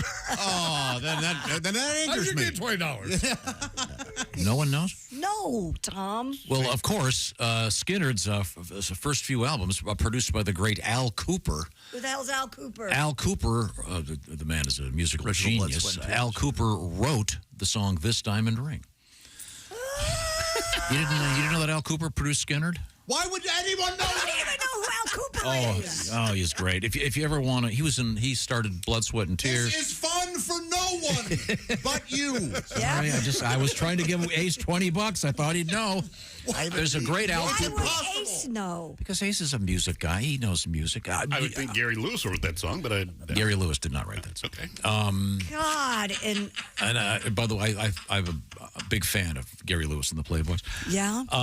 The interesting thing about Al Cooper is there's a terrific album. Nothing. Josh, calm down. There's a great album called Super Session. Oh my Lord. Al Cooper and Stephen Stills. I knew I'll go I with knew the Al soup. Cooper was. I didn't know he wrote it. Okay, just listen to Super Session this afternoon. Get back to me. Okay. Nobody's going to listen to that. Well, you Philistines can You have to start a podcast because that way you can get this crap out there without poisoning all of us. So do your own podcast that no one will hear. What would you call it? Music no one knows? Oh, I'm Things sorry. only for me. Skinnerd, one of the great bands of all time, discovered by Al Cooper.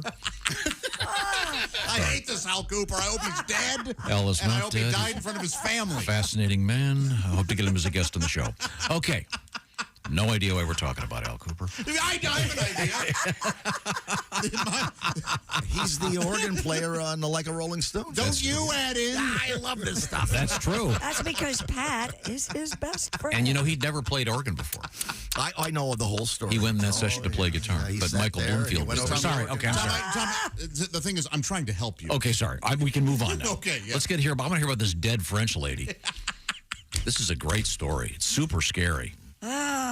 You know, I'm going to have to sit next to you so you can just hand me the stuff.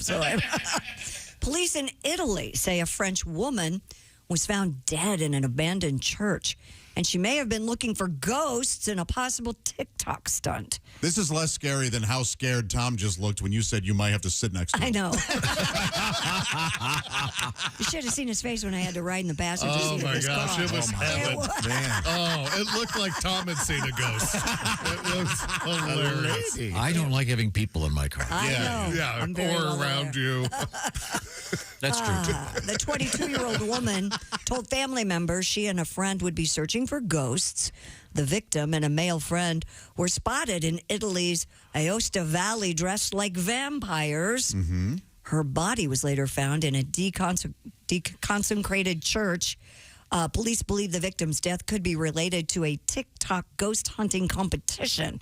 Other working theories are that it was a consented murder or sacrifice or an attempt to carry out a social media prank. The investigation is ongoing. The woman appeared emaciated, looked like a walking corpse, according to one witness. And according to the medical examiner, the victim had been stabbed in the neck with what investigators say was a camping knife and then bled to death. You know what they said to the medical examiner in France? What? Autopsie, s'il vous plaît. Autopsie, s'il vous plaît. Autopsie, s'il vous plaît. I feel better now. That's how they ask for an autopsy. She also had 2 gunshots to her neck and 1 to her abdomen that police say may have been inflicted after she died. I'm going with theory B on this, the one where they said this was like a consensual murder sacrifice thing. No signs of struggle. Right. But why do they have the word TikTok stunt? Maybe they wanted to air it on TikTok. Yeah. Hey, you're going to get plenty of likes before you won't be able to appreciate them being dead and all. Doesn't seem like much of a prank. I don't think Steve-O and the boys would do this. Boy. The Jackass guys. That's ghastly. It is ghastly. Yikes. I mean, almost all of the blood had been drained from her body. That was the story I read. Yeah. Where did it go? Well, what we decided to do with it. I mean, what they probably did with it. Who knows where it went? Okay, well. Some of the blood had been scraped off the floor and removed from the crime scene. So somebody took some of the blood. Yeah, they were doing some wild. And they were dressed like vampires? Yep. That's what one witness said. Which is no good. Now this just stereotypes people who are dressed like vampires. Do you suppose they I have a question. Do you suppose they rented the tuxes or bought them? And the capes. I'd like to rent a cape. I think if you're I promise I'll bring it back. I think if you're dressing as a vampire, you buy a cape. You do? Probably. I even have a cape, and I'm not a vampire. You have a cape? Yeah, we've had for Halloween. We've had it forever. Okay. And when we were cleaning out the closet, I looked at the cape and I went, you know, that could come in handy. What I'm going color to keep is it? that. It's black. Oh my God! And who did we decide in our current society wears a cape? Men who? I have a cape. You have a cape? Yeah, my dad gave it to me. No, I'm not even joking. Like a legit cape. My father gave me the cape. Was he in Phantom of the Opera? Your father was an actor and a director. Have you ever had occasion to wear the cape? No, I didn't wear it. I have it in the closet. That's cool. Okay, you and I have some kind of a bet where if you lose, you have to wear the cape to a public event. I'd love to have a cape. Is it It's a fancy wool? cape. Is it nice? It probably looks like one like Orson Welles used to wear. That's exactly what it Oh, is. Pat, Like then you a- can use it like as a car cover. velveteen or something. The next cool day, wear it into work. I want to see it. It's like velveteen. Oh, yeah, you Right? should wear Yeah. that. What did your dad use it for? He went to weddings like that and would show off. He once showed up in like a purple Nehru jacket with bell bottoms and that cape. Do you have a picture of the wedding? Oh, No. I can find that picture because it was up in northern Indiana. He was a showman. He was very theatrical. Was it a full-length cape or was it full length?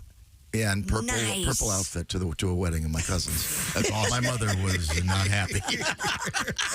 Were they married at the time? Oh yeah. It was like 1968 or 9. Probably. Oh wow. Yeah. I'm wearing the cape. You can't stop me from wearing the cape and the purple bell bottoms. Hit that M when you say bottoms. Who else in contemporary society? Who wears could wear capes a anymore? cape? Are there any famous people that wear capes? I don't know. Johnny Depp could wear a cape. He'd get away with it. Well, don't most of the superheroes have them? Superman still has one. Superman, Batman. Yeah, Batman still has his. I mean, wouldn't they get in the way, really? You would think so. Batman. I thought they used them to help them fly. Well, Batman can't fly. He has no superpowers. I think it just Superman wore a cape so it helped the effects guys make it look like he was flying. He put a fan on a cape. There has to be someone that can pull this off.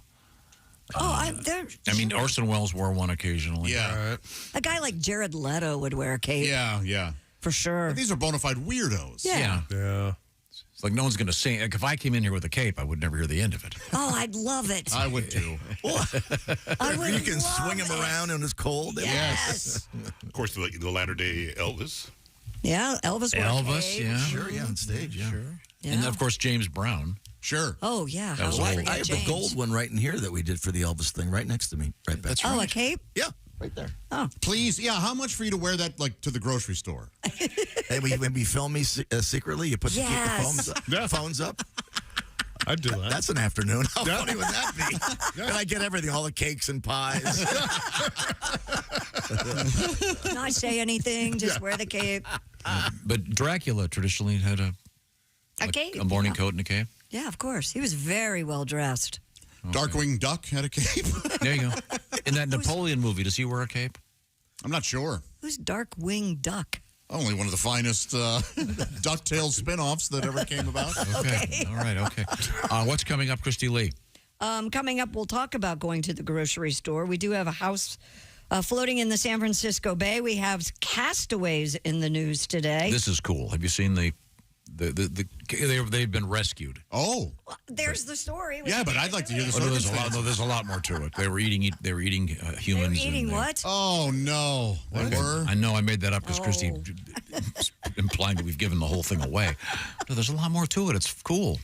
OJ's still dead. That's a happy story. Yeah. And we got a cool bird story if you're a bird fan, and foxes in the news. This is the Bob and Tom Show. For a complete copy of the Bob and Tom Show contest rules, go to bobandtom.com/contest-rules, or just scroll down to the bottom of the page and see.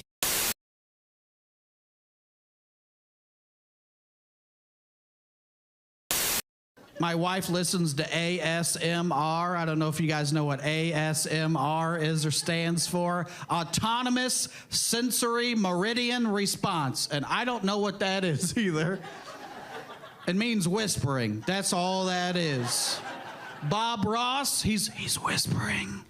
And he paints on the canvas and it's all scratchy. And he takes the paintbrush and dips it into the water and hits it on the easel to beat the devil out of it. And then sometimes Bob would have his squirrel in studio, and the squirrel would be like, that's ASMR. I'm home from school, 3rd grade, just being like, I don't know why I'm so relaxed. But Bob, you're doing it right today.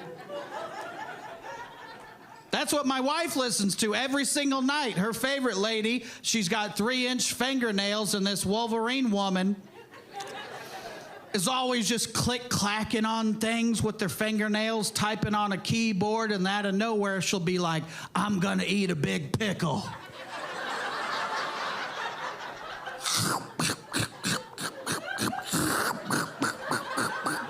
And I'm like, I'm about to fall asleep right now. Turn this off, I'm driving. Glad that we're back. I just suffered through 6 minutes of Josh and Christy shopping for candles.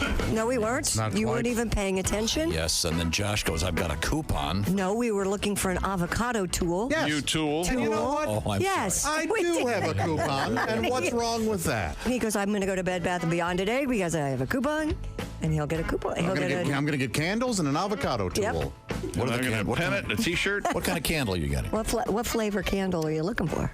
I like pumpkin. That's right. Oh, now's a good time for that. Yeah. Good time of year. I'd object, but I happen to have Do you ever go into a candle myself, so end of my objection. Do you ever go into a store and pick up something and you don't really look at the price and you take it up to the register and they go $101.98 and you go, what? I did that. $101.98? I bought 2 candles. You know those 2 little wooden candles I have on the kitchen? Yes. Those are $50 a piece. No kidding. I mean, I couldn't believe. That's why off the air I asked Christy, why are candles $95? Yeah. And I said, what? Because people are stupid enough to And pay it. being a media darling, I couldn't say, well, I just need to put this back. Yeah. I'd rather not pay $50 for a candle. But I said, I'd wipe my butt with 20s. I don't care. Oh, boy. Now, was it an anatomically correct phallic candle of some sort? Yes, I could use it to aid my masturbation. That's right. Oh. I should probably use Something help from the instead. Liberace. Christy, to answer your question.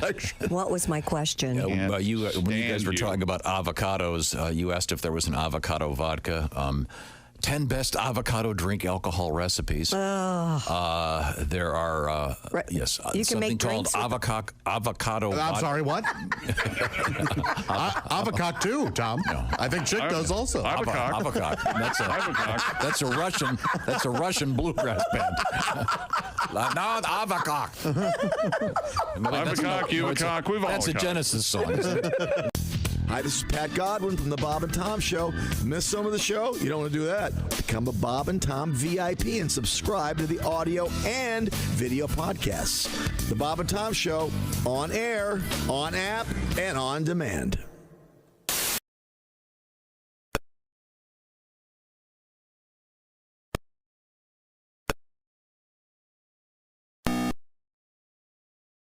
Ladies and gentlemen, Bob and Tom. This extra weight is here to stay.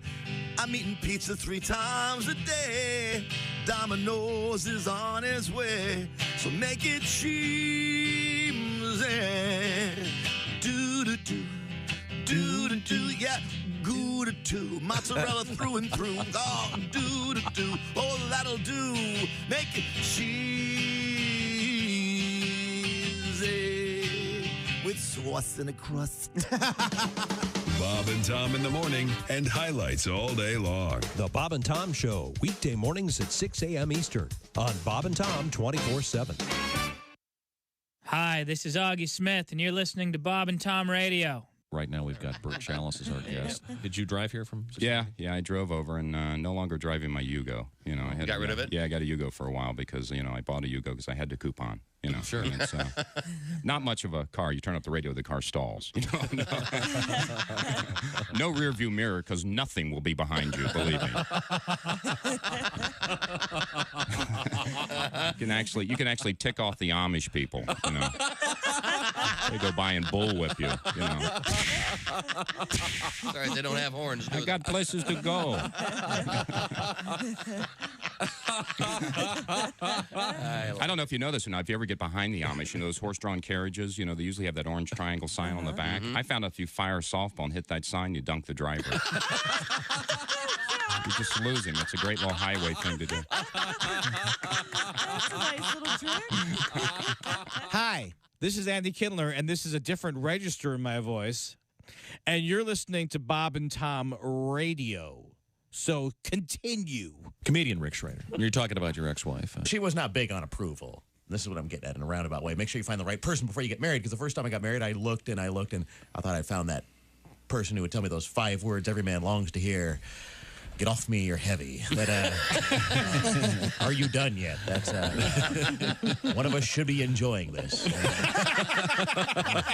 Of course, my personal favorite, when you're inside me, I feel nothing. Yes, when you're inside me, I feel nothing. I have That's to a write direct that down. quote. That is a direct quote. Oh, Because we're working up there. I'm trying. Boy, I got it in myself that time. I think I'm on a roll here. But women have such a hard time achieving orgasm. Maybe it's because you got a big, fat, sweaty guy on top of you. That would break my heart. You're listening to Bob and Tom Radio.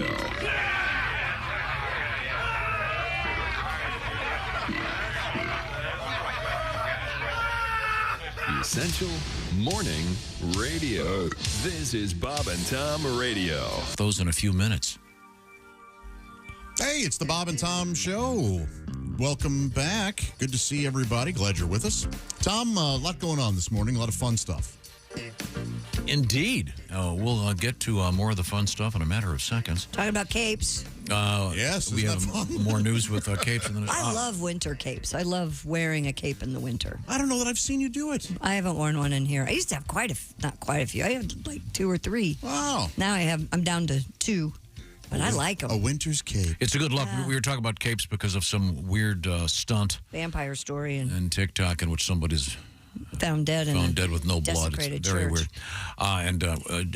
Do folks dress up as vampires? On a normal basis. Do female vampires have a specific outfit the way the male vampire has kind of a depends on your morning movie. coat and a cape? And I mean, there are many different looks for both, yeah. They're hot vampires. Come on. Sure. Yeah. They're sexy. Well, in any event, we were discussing the capes and how it's pretty hard to get away with one these days if you're a gent. Where would I even find a cape if I wanted to cape up? Oh, the internet. You can find a cape on it. I could get you Googled on Amazon right now. I could get you a cape. Like a nice, though. Like a velvet like one? Not a costume cape, but like an actual. Right. Not like one with a logo on it. I have a friend who's a tailor. He could make you a cape, maybe. Oh, all right. It's got to be one of the easier things to make. Cape. Yeah, you would think. I got this swatch of fabric. I guess I'll put a string on it. It's a cape. Okay. What else is happening in the news other than cape news? A lot of nice capes out there. 3 men stranded on a tiny Pacific Ocean, is it islet? Islet. Right? Islet? Sure. Islet. Islet? Is it islet? ISLET. Let's find out. Go ahead. We're rescued. Let's go with island. Small island. How about that? That is better. Were rescued after making a help sign out of palm fronds. You seen the picture of this thing? Yeah. Mm-hmm. According to U.S. Coast Guard officials, the men from Micronesia had been planning to fish the waters around the Picolet Atoll when their vessel was damaged by swells. They scrambled onto a tiny uninhibited. Uninhabited. If it was an uninhibited island, everybody'd be naked. That's right. Well, put your pants on, island. Look at those people. They're all uninhibited. Here we go. Here's the pronunciation. Uninhabited. Islet. It is islet. Okay. Isn't that what you call the thing in a shirt where you put the buttons? Yeah, but that's spelled differently. Just asking. Where they gathered palm fronds and spelled out help on the beach a week after they went missing. A relative contacted rescue officials in Guam. Took them a week. And a U.S. Navy P-84 reconnaissance jet dispatched from Japan spotted the help sign. The castaways lived off coconut meat and fresh water from a well for a week while they awaited rescue. Nice that somebody had drilled a well for them. Isn't that? Yeah, that is very nice. On an uninhabited island, yeah. Officials say the sign was crucial to finding the castaways in a search that covered over 103,000 square miles. It's the classic, and you see the palm fronds spelling out. Good for them. Help. Yeah. Well, I guess they missed them the first time they flew over. They thought it said kelp. The H got. So they thought, okay, I can know it's kelp. Actually, they first wrote send nudes, and then they after 4 days. We need some actual help. And luckily, the people looking for them spoke English. Yeah. Like what you would think, like there needs to be like a better. Is that the official? I thought SOS was the official. That's what I thought too, but that's a good question. Yeah, what if but it happened to be an American Coast Guard group that was looking. So I wonder if I bet most people who speak foreign languages who aren't from, they know what the word help. I would think that, yeah. This is Micronesia as opposed to Macronesia. Much bigger. Much larger, yes, yeah. Would they have gotten more attention if they'd written some obscenity? Hey, man, you see that? Look over there to the left. Hey, look, it's the S word. Someone wrote the C word on the Oh, beach. now, wait a minute. You don't get... Well, let's land. I like the phrase coconut meat. Mm-hmm. Coconut meat's good. Did they call it good meat? for you. Yeah. Oh, Yeah. yeah. Of course. Of That's the course. first you've heard that? I hate Yeah. coconut, so there's... Oh. Well, then you would be in trouble. I wonder if they had the wherewithal to dig their own well. I wonder if that's how they... Yeah. Or how they even got into the coconut. Like, those aren't easy to access. They had a boat and they were fishing, so I bet they had... I thought like the boat had overturned and they went... Yeah, that's what it sounds I thought it got destroyed in the ocean and they just... Maybe just a simple swam. rock. Huh? Hanks figured it out, didn't he? Yeah, he did. Never saw it. Oh, that's a great movie. Cool The, flick. the first half of that is It's a cool flick. And then you lose it don't listen halfway? to it. The whole thing. At the end they very good. they skip a bunch of stuff. And go, oh, how did he get over here? No. It's all You there. got to pay attention. No, that's not. They don't show him getting on the boat. Well, of course, because it's a waste of everyone's time. They know. They know he had to get on a boat It's the to get off it's the greatest island. crash scene of all time. Okay. Oh, That's also not true. Oh, there's a better one. Flight has a wonderful crash. Alive is pretty brutal. Yeah. So coconut meat is a thing, though. So Yes, sir. Now, could you eat coconut meat, Pat, even though you're vegan? No, that's perfect. Doesn't count as beef. That's like every day. No, it doesn't count as beef. Coconut Because meat. it says the word meat. Coconut meat sounds like the nickname of some 13-year-old on the internet playing video games. Hey, man, did you see what coconut meat did yesterday? That's actually not far off. Does your kid play video games? Oh, yeah. They all have stupid... Do they have names? Oh, yeah. They all have dumb online names. And some of the kids only know each other by their stupid online names. That's true. Like, they don't even know each other's real names. Aha. They'll Do be you like, know oh, that's Brushfire Orb. Oh, blah, blah, Brush Fire Orb? blah. That's cool. That's my son's. Yeah. That is a cool name. I assume a lot of them are somewhat phallic. A lot of his friends are very inappropriate. Like, not even, I couldn't even same get on the air. close on air. Whoa. Attaboy, fellas. Things that would just mortify their moms. Yeah. They're 16. Yeah, one of them's like Smegma 69 and just That's the funny. normal. Yeah. yeah, the standard. Sounds like this Boys show. being boys. Okay. So in any event, you check out this photograph of these guys being rescued, the castaways, and there's Find it, put it up there's on some Insta. sub story that's really weird. The guy that found them is a cousin. It's Well, if somebody's been missing for a week, you're going to be concerned, I would think. no, just by chance, this guy flies for the U.S. Coast Guard. What? Yeah. By chance. Yeah. Interesting. Huh. Don't they have special radios you're supposed to take if you're going fishing in the middle of nowhere? Yeah, but if you're just going along and a weird wave hits you that you aren't anticipating and it flips your boat, I mean, it may get knocked into the water. Aren't those rogue waves weird? Like they're all over the ocean. Yeah. Like all of a sudden, They just just for show no reason. Well, seemingly no reason. Just a 60-foot swell. Yeah, it's crazy. How long do you? I think I could make it maybe 2 weeks on a island. 2 weeks. I would last a day. Well, if you have water and coconut meat, I mean, Like I would give up after 2. Yeah, but how would you find a freshwater well on an island? I think they may have done. Islet, Maybe they dug it themselves, or it was But natural. Do you have the skills to Oh, do no that? Yeah, way. I wouldn't even know where to dig. Me either. well, ground. Okay, Smarty Pants, where would you get? I'd assume like, if we dig, we're just going to hit salt water. I wouldn't Yeah, even think. that's what I thought. Yeah, I wouldn't even think. Die in a Look how tiny that thing is. I mean, it'd be easy to pass over. That way, it's the good news is you don't have to dig too much because There's there are a lot of choices, spots. Yeah. I don't know. Try here. Isn't it the irony that when you get stuck on a tropical island like that, it's where people would pay thousands to go to for right? Yeah. Yeah, they told the Coast Guard, hey, look, just drop off some supplies. Come back in a couple weeks. We're having a great time. Please, yeah. Because Because it looks gorgeous. I never knew what a good kissy Roger was. But they were rescued, all is well with the world. That's great. Correct. That's a good story. From some folks in Guam. A classic story. Doesn't Guam sound like a dirty word? Yes. Why? Because it's close to Quim. I'm just sonically, I'm not sure. Smegma. Well, thank you, Christy. Yeah, you just see her. I'll tell you what, she oozes Guam. She's Guami. I'd like to meet somebody named Quim Smegma. That's one of Jeff's friends' monikers. It's Dr. Quim Smegma. They must not have totally lost their boat because they do have some kind of a makeshift shelter, and the help actually looks quite nice with the palm fronds because they're all sprayed out, and it's quite pretty.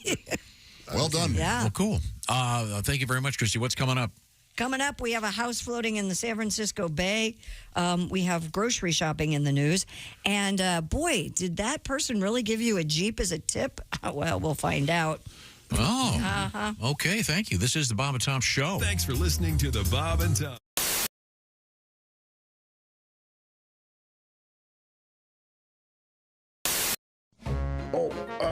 Ow.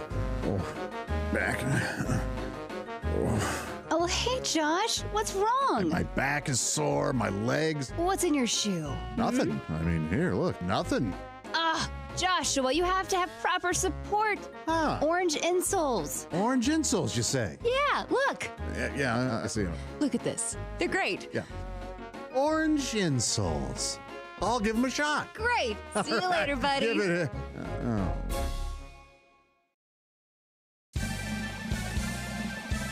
Yippee! I can mow and dance while I do it. Ha! No more pain. Thank you, orange insoles. Josh, did you get orange insoles? Jessica, I sure did. Thanks to orange insoles, I feel great. Terrific. See you later. Orange insoles. Feel better, do more. Did you get I mean this in kind of an odd way. I would imagine you probably had a lot of guy groupies, but not like in a traditional group. You know what I mean? In other words, dudes coming up to you. Rod McEwen. Guys who went to party with Rod, them? Rod There's a reason why they call him Rod.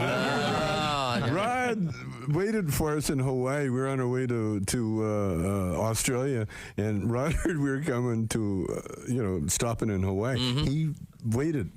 At the airport? He missed it. Yeah, at the airport. He missed his flight to meet us because he thought we were one of them. Oh, that's interesting. Because of the bits we did. You know? What I meant was, as Christy, in other words, you guys were like, clean it up now. I want to party with these guys. Party with these guys. I mean, I imagine that'd kind of be a buzz. Kind of be a burden though after a while. Oh no, it was all, we just like, I don't think so, man. We got a lot of bits from these parties. You know, we went to one party very early in our career. I think it was in Rochester. Yeah. And this one guy brought he was a blues collector, and he brought his famous, never heard before, Lightning Hopkins disc. And he had it on the turntable. And very carefully put the needle on there. And he sat down with his eyes closed, and some party guy ripped it out. Threw it on, put another record on. That was cool. That one. Remember that one?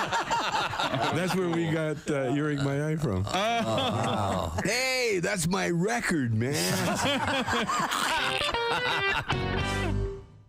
Hey, it's Josh Arnold with a food recommendation for you. Gardner's Wisconsin cheese, their famous oven-baked cheese. It arrives pre-baked. You just heat it and eat it, grill it, skillet, or air fry it. Check out their new oven-baked cheese flavor, jalapeno. Ooey, gooey, spicy cheese. It's sure to tickle your taste buds with real jalapeno flavor and heat. Perfect for game day, parties, or any time. Excuse me, are you serious with this? I mean, why are you doing this? Me, the real me is right here. I could easily be doing this. We don't need you, man. Look, there's only room for one of us. That's Gardner's Wisconsin cheese, jalapeno flavored oven baked cheese. It's now available in Gardner's oven baked bundle package. So try all the great flavors. Receive free cold pack shipping and free cheese curds when you spend $59 or more at Gardner'sWisconsinCheese.com. Click the link below and tell them your pal Josh Me, the real Josh, from the Bob and Tom Show sent you.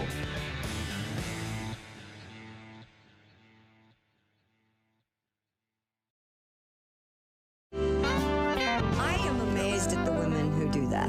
At what? I was with a friend who will go We are, nameless. you know what? Us as guys are also amazed. And he goes, Yeah, exactly. So I'm sorry. This guy- So Christy, you're talking with one of your not boyfriends, but just male a guy friend, Yeah. and he goes, I can get a woman to send me a naked photo within the next 10 minutes. And? I go, no way. 8.5 minutes later, bing. Wow, Monsignor, that is impressive. Okay, that's less than 8 minutes. What happened now? Sent me a video of their Go ahead, show that. ex-girlfriend. No, show it to Tom. I can't. I don't want Christy, cover your eyes. Oh, I've seen it all before. No, yeah. Oh, my God. Wow. Evidently, she's lost her key. Oh, my Lord. Amish bell, leading you into the 19th century. I said beep. Hi, this is comedian Rob Haney, and you're listening to Bob and Tom Radio. Jim, we mentioned you are a tall man. Yes. 6'6", huh? 6'6". Are you a single guy or married guy? I just got married. Oh, congratulations. Yes. How's that going? First timer? Yeah, first timer. Wow. Yeah. How about that? I'm learning, very slowly. I'm learning, when women get married, they take the guy's name, and I'm learning that us guys are also given. My married name is somebody. Somebody's got to take the trash out. At first, I was like, is she talking to somebody else? Is there somebody else here? Somebody. Shouldn't we be on a first-name basis by now? Well, someone's going to have to go to the hardware store, and somebody's going to have to put this table together. Jim McHugh is our guest, recently married. We've established virtually nothing else about you. You're tall. I'm tall. I know you married. were very successful in the recent Boston comedy competition. Are you from Boston? Is that? I'm a transplant. I'm from Connecticut, and Because so you don't I'm have not really. you don't have a discernible. Yeah, I don't Boston talk like a accent. retard. You know what I mean? I talk wicked smart. I'm wicked smart. Well, hey, you don't sound like you're from around here. Nice way to embrace the community. You guys don't sound really smart around here. Yeah. It's really sexy with the women too. Which one of you retards is gonna buy me a beer? Why do you have to get drunk to be an ass? Why do you have to get tight before you get loose? Why do you need a double before you get into trouble? Can't you get into trouble without an excuse? You want to get up and get out and get free and get crazy. But why do you have to start by getting stoned? 'Cause Pat, you don't have to get drunk to be an ass. You can be an ass on your own.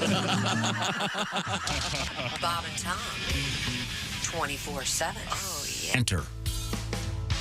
Hey, it's the Bob and Tom Show. There's Christy Lee at the news desk. Hey. Pat Godwin in the performance room. Hello. Jeff Oskay over at the OrangeInsoles.com sports desk. Sitting Yes, in sir. Chick this morning. There's Ace Cosby. Hey. I'm Josh Arnold at the IHateStevensinger.com sidekick chair. Go make sure you go there, pick up a gold-dipped rose for Mom. I'll tell you a little bit more about that in a second. And there's Tom Griswold. Well, thank you very much. Do I smell weed? I don't know. Do you? I don't. Not me. I always do. See, it's a. If you want to pick up on that, Pat? Everywhere I go, that's my single that's out. Oh, so I'm just trying to set you up when I say, do I smell weed? And that's why I went, yes, I do. Okay. Patty G's new highly produced song. It's very, very nice. About weed Did you is out produce there it? now.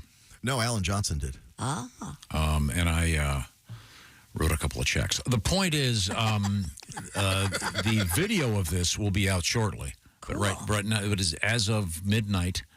It's out. I thought we'd play it for you. Pat, you want to explain who's singing on this, Pat? This is Greg Gilpin and the boys. He does all the stuff at the local schools and choir stuff all over the country. He's fantastic. So he did the doo-wop stuff. Okay. And so it's me and them. Okay. I call them the, And with Don Was on bass and Al Cooper producing. Yes. Okay. on bass vocals. Nice callbacks. Thank you. Not true, but certainly I appreciate it. And here it is. Everywhere I go, it smells like weed. At the grocery store, it's guaranteed. Even standing in line at the DMV. Everywhere I go, it smells like weed. Oh, boom. Ooh, you know it it does on the way to work. It's that reefer I smell. I smell pot at my hotel. Ganja's in the air on every street. At the gym in my church, it smells like weed. I went to Tacoma. There was a marijuana aroma. Sanibel and Captiva. Sanibel and Captiva. Smells like cannabis sativa. Smells like cannabis sativa. On the plane ride home, it reeks of weed. The TSA, they all agreed. My suitcase smells like stems and seeds everywhere I go. It smells like weed. My hair and my clothes smell like weed. Maybe I shouldn't smoke so much weed. Oh, thank you very much. Ah, nice. Patty G. Do you have a name for the band? I'll get one. The Rhythm Method. You like that? St. Vitus Dance Band. What? What? That was a name for a band I had when I was younger. St. Vitus Dance Band. The No Man is an Island Band. Okay. St. Vitus? St. Vitus Dance Band. Who's Vitus? It's a famous. The answer is no. Pat does not have an answer. Saint Vitalis, the saint of hair time. St. Vitus Dance is an illness from the 1800s. It's very complicated. Okay. I'm sorry I asked. What? It was at that. That mass hysteria type thing. Okay. Yeah. I don't know how to read. Not you. Oh, sorry. Speaking of reading, I'm looking at that photograph. You had that cool story about these guys getting rescued, and they in standard. It's if you handy to be rescued from a nice island where it's warm enough, you don't freeze to death. Sure. You don't hear about too many Arctic rescues, but they were on a so-called desert island, and they put the palm fronds out there, and they wrote "help." And again, I'm asking, is that what you're supposed to do? Or are you supposed to put SOS? I think it's easier to spell help. There was a famous case of guys that they put SOS in cursive and they weren't rescued. No one could read it. Yeah. Oh, boy. I'd like to get this debate. No, my kids get cards from their grandparents, and they write everything in cursive, Sure. and so I get to read the cards to my children because they have no idea what they're saying. They Form did of not, illiteracy. They did not learn cursive. No, they shouldn't waste their time learning cursive. Yes, They didn't. They should Totally. learn it. No, they shouldn't. Why not have them learn Chinese, something that'll come in useful. Or perhaps computer programming. It's time to move on with Christy Lee at the Bob and Tom News Desk. What have we missed? An entire home was spotted floating across the San Francisco Bay earlier this week. According to SF Gate, the large wood-shingled two-story home was slowly towed by a much smaller boat from downtown Marina in Redwood City towards Sausalito. KGO... We go. Yeah. Reports the houseboat was forced to relocate following a long legal battle. The move took 2 days to complete. But it's kind of cool. I mean, it's a lot easier than moving a house on land. It's essentially a house built on a barge. Oh, so they actually stay in the marina anyway, so it's kind of a houseboat? Yeah, but it Wait, doesn't. so a guy just moved a houseboat. No, it's not a houseboat. It's more complicated than that. It looks like a regular house. Okay. But it's on a barge. Right. Permanently, though, or Yeah. they do eventually put it on land? No, they're built, as I understand that, they're built on these barges, and they just. So I mean, it doesn't. So it looks like a house. It looks like a house on Main Street that's floating in the middle of the bay. That's cool. That's great. Yeah. Can you imagine the people forgot that they were doing it? Hey, Bill, do you hear the toilet running? No, it's swerving. There's a guy with a dinghy and an Evinrude towing us across.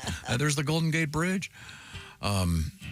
So It's quite the move. You don't have to pack. That's nice. Yeah, I mean, that's real kind of nice. Yes. I think that'd be great. It's kind of like living in a trailer. You just kind of pick it up and move. I wonder if, even though it's a big barge, I assume that on occasion you'd know you were floating. Well, of course. Yeah. Would you have a waterbed on one of those? Now, wait a minute. So the barge constantly moves? Or No. They are being. I don't know what the circumstances are, but The barge is being moved from one marina to another, basically. I see. Yeah. it just looks weird because again, it looks like a house on Main Street floating in the middle of the bay. Yeah. Got to be odd. Yeah. Pat, Yeah, the legal problem must have been one bitch of an HOA, huh? You got to move your house. Pat, you had a song? Yeah, I'll tell you the story. I took my home from the marina. Now we're floating by the Frisco Bay. Oh, the city kicked us out. Well, their lawyers say we can't stay on us. So I'm just going to float by the Frisco Bay. Giving the finger the whole way. Oh, I'm floating by the Frisco Bay. It's a moving time. Oh, I sang the facts and didn't bring the funny. I didn't bring the funny, just sang the facts. Everybody. I sang the facts and didn't bring the funny. I didn't bring the funny, just sang the facts.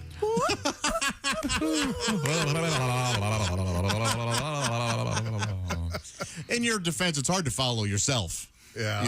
Yeah. I didn't know you had a song. I'm sorry. That's okay. It was nice. All right. I appreciate that, Pat. It's well worth looking up the photograph. It is quite cool. That is great, though. You were right. You don't have to pack. No. I would love to just move the house. Wouldn't that be great? Pick it up and move it. How many times have you? Oh, I would do that in a heartbeat. I love that, and except for when I'm stuck behind it on the highway. Yeah. And it's like, just buy a new house. Don't move the one you... Yeah. And living on the river's got to be good. Don't have to mow. No. Yeah. In fact, I don't recommend it. There'd be other issues, but I imagine that even if you're on a big barge, on occasion, if there were heavy traffic, your house would be moving around a little bit, but not as much as if you were on a houseboat. And in the San Francisco Bay, you got to worry about pollution and Golden Gate Bridge suicides. A lot of those bodies. They have big nets up now. There goes another one. Wait a minute. They have nets up? Oh, but yeah, they spent millions of dollars on them. So they catch you now? It's like the biggest sneeze guard you've ever seen. Yeah. Oh my God. How did they get them out of there? That would be... I don't know.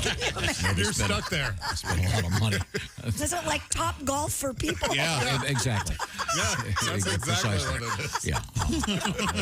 You couldn't have nailed it any more clearly. Right now, it's time to talk about our friends at Simply Safe. We've been talking about this before we were talking about it, if that makes any sense. Before we were officially talking about it, a chick came in one day and he goes, "You're not going to believe this. I put in a security system over the weekend, and it took me half an hour." Simply Safe is trusted by the experts. In fact, it's been named Best Home Security System again by U.S. News and World Report, and Newsweek awarded Simply Safe Best Customer Service in Home Security. What's it all about? Well, it's about whatever you need for your place. That would include protection from break-ins, fires, floods, carbon monoxide, et cetera, et cetera. Indoor and outdoor cameras. A chick gets the award here. He has 11 cameras at his place. And also, you can get 24/7 professional monitoring, if you like, for less than $1 a day. And one of the cool things they have at Simply Safe is they've got the system in which they can actually confront a burglar with an audio. "Hey, get out of there. We got your picture already." No contracts, by the way, and a 60-day money-back guarantee. Simply Safe, you can install it yourself, or if you want, they'll install it for you. They've given us and many Bob and Tom Show listeners real peace of mind. Simply Safe, we want you to have it too, so get 20% off any new Simply Safe system when you sign up for Fast Protect monitoring. Just visit simplysafetom.com. That's simplysafetom.com. There's no safe like Simply Safe. In fact, I was just talking to a friend of mine and saying, "Hey, you have a sump pump monitor?" Oh. Well, you might want to get those depending on where you live. It's one of those really handy things to stop before the place floods. Yes. Simply Safe. They've got everything you need. And check it out once again at simplysafetom.com. Coming up, lady claims she got a tip while working at Waffle House the other day. It was a Jeep. Is she lying? We're going to find out. This is the Bob and Tom Show. Bob and Tom. Well-meaning, but... Yeah, they're all messed up. More than slightly confused.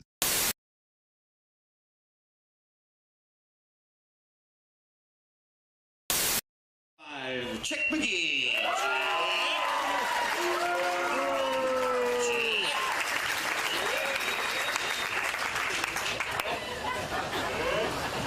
Chick said earlier he's never touched a cow before, but the rumors about the girls he's dated are not quite coinciding.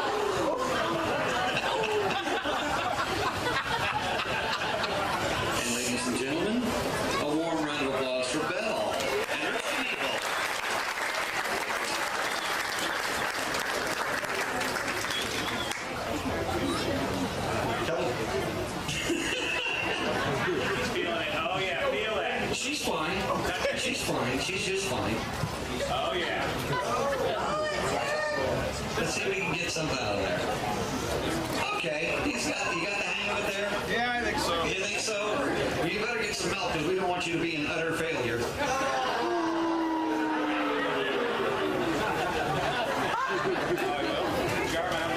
All right, you ready? On your mark. Get set. And go.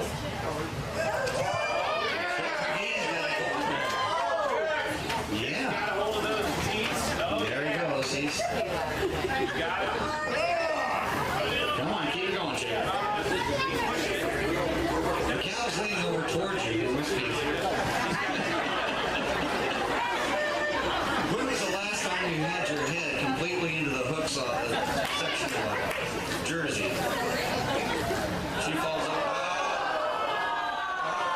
Stay with her. Hang in there. Stay with her. Hold her back.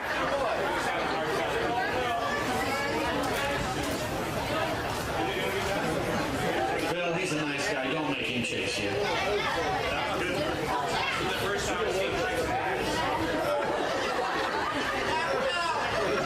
wonder, Tom, did he lose a bet or something?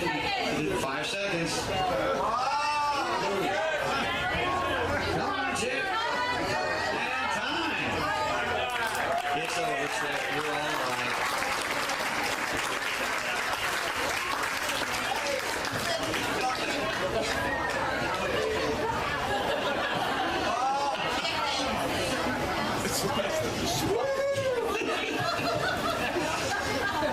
The official measure. Now we're up against a quarter already. So.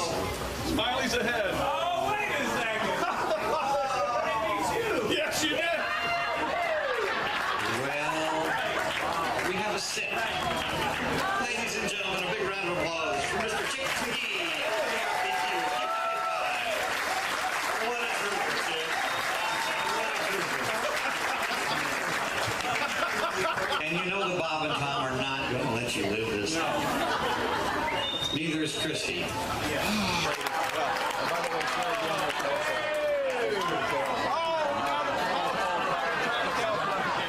got a half, he got a quarter pounder. How do you like that? You sound like his milk should make garbage pies. Oh my God, the humanity. Oh, there it gets you. They should see this. We have the turd man here. It's under control. The turd man is all right. Okay. Hi, everybody. Christy Lee from the Bob and Tom Show. Miss some of the show? Become a Bob and Tom VIP and subscribe to the audio and video podcasts. The Bob and Tom Show, on air, on app, and on demand. With us today, and those of you pissed off about the 2-hour delay, talk to the bitch in the kitchen.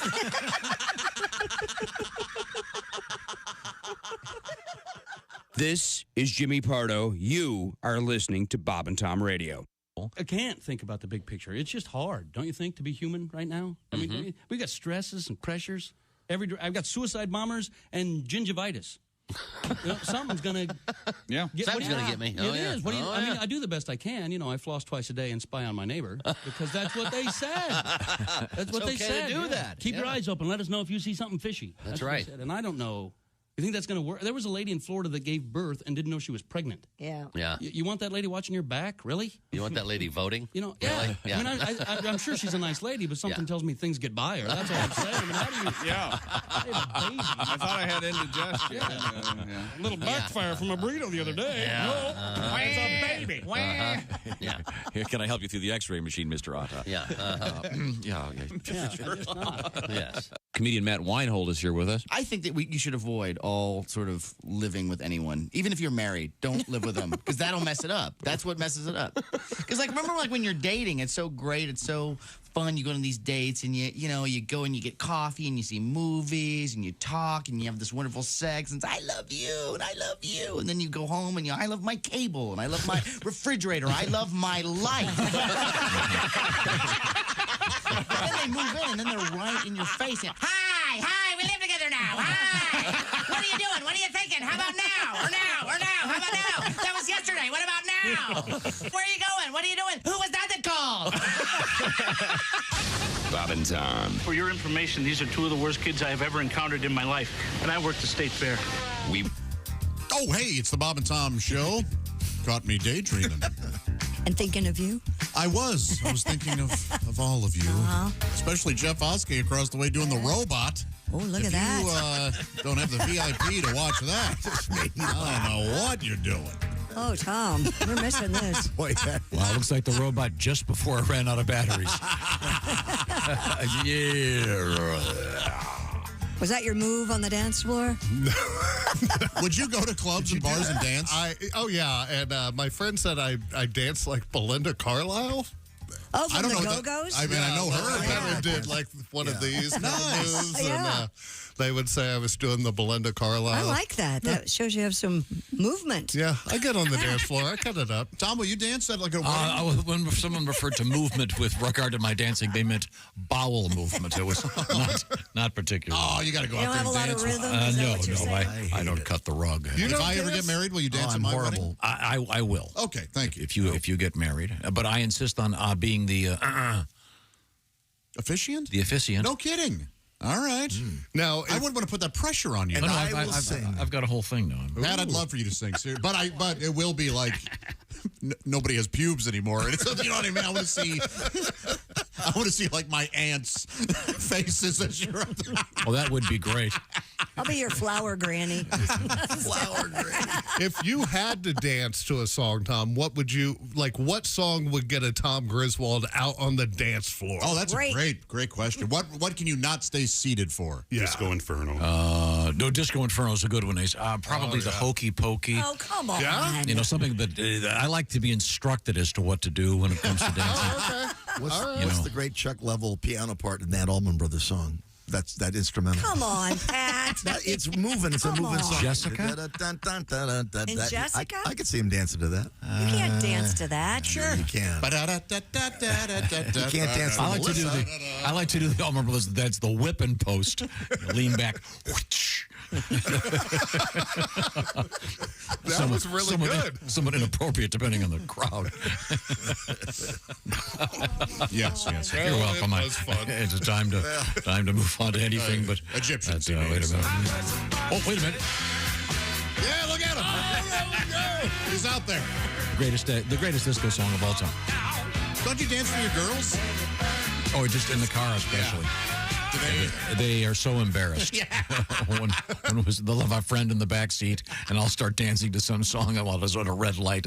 I get to see them going, "Oh God, I love that. Dear God, stop it! I love that. Stop them if you can." That's great. We have Christy Lee at the Bob and Tom News Desk. What's happening over there? New research indicates you spend more time when you buy your groceries on an empty stomach. Did I say more time? More money. Oh, okay. I don't know where I'm putting words into sentences that don't exist. According to the survey conducted by Dole Food Company, grocery shopping while hungry leads to an average of $26 in extra food purchases. 26. Yeah, that's light, I would think. Well, it's like a dozen eggs. More than 3/4 of respondents admitted that they are more likely to blow their budget if they shop while hungry. About 60% of people said they are likely to forget their health goals if they shop on an empty stomach. Well, see, that's where you start buying crappy food. Of course. And most people make 2 grocery runs per week. Two. I'm about there, yeah. Really? Because I try to buy more fresh stuff, so I should put it this way. I'm trying not to waste. Yeah. You know, I'm about 6. Salad mix. Yeah. You go to the grocery 6 times a week? I love the grocery store. It's my favorite place in America. Oh, good. I do. I'm serious. I've got like 5 stores memorized. I can tell you where you're going. I can tell you how to get to what, and et cetera, et cetera. I'm embarrassed that I do this, but it happens. It happened yesterday. I went to the store when I got off work here, got all the stuff for dinner last night, got the stuff to make the stuff this morning.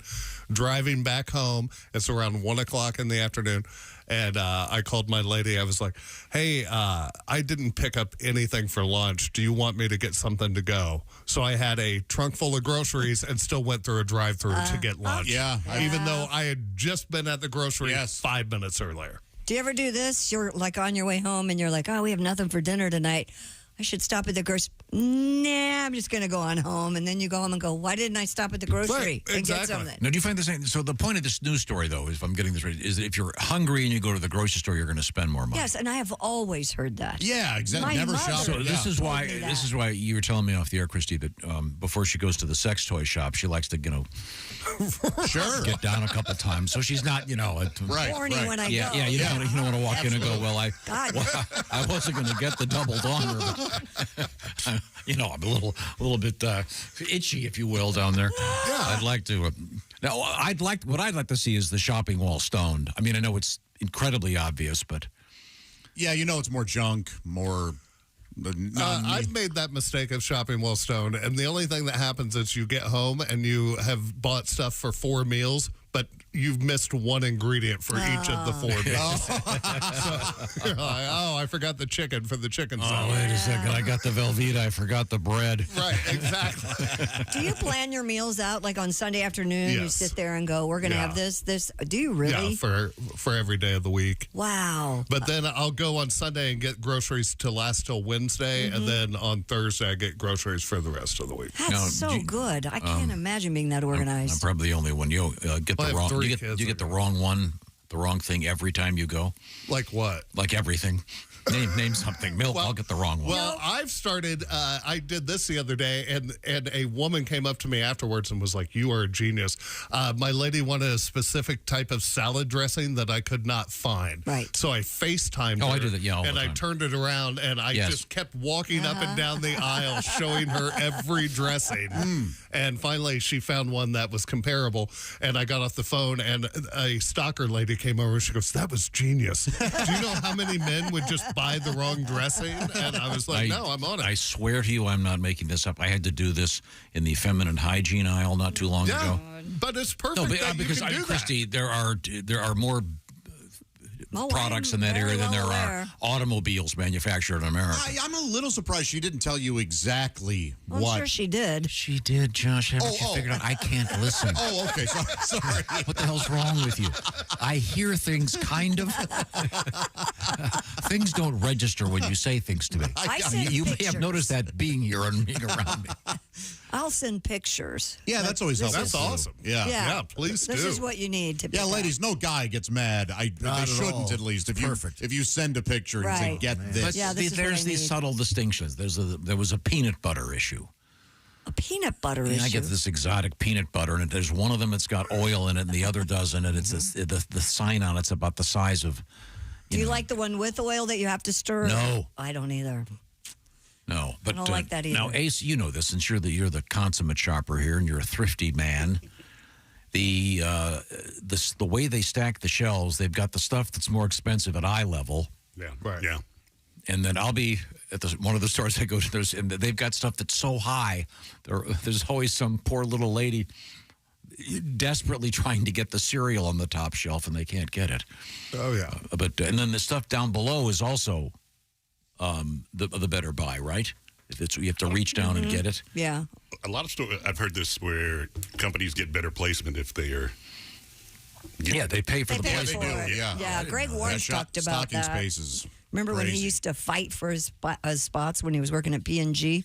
I'm a shelf climber. I'm like a little monkey in the store. I have no problem whenever I'm at the store and I see one of those little old ladies reaching for something they can't get. I have no problem going, "You're on your own, Grandma," and walking off. It doesn't bother me to do that at all. I had a guy the other day because I was trying to reach the V8 juice way up high, and I asked the man, I go, "Would you mind please getting that?" He looked kind of like taken aback. He did it, but he wasn't happy. It would be really fun. Would be if there's some old lady reaching for something and you go up there and grab it. Oh, this is the last one, and you take it. Yeah, I had the Bad same karma. thing Bad happen. karma. Yeah, just yesterday, and I was like, "Hey, why don't you get out of the chair and stand for once?" And they were like, "No," and they just wheeled away. Yeah, it's tough.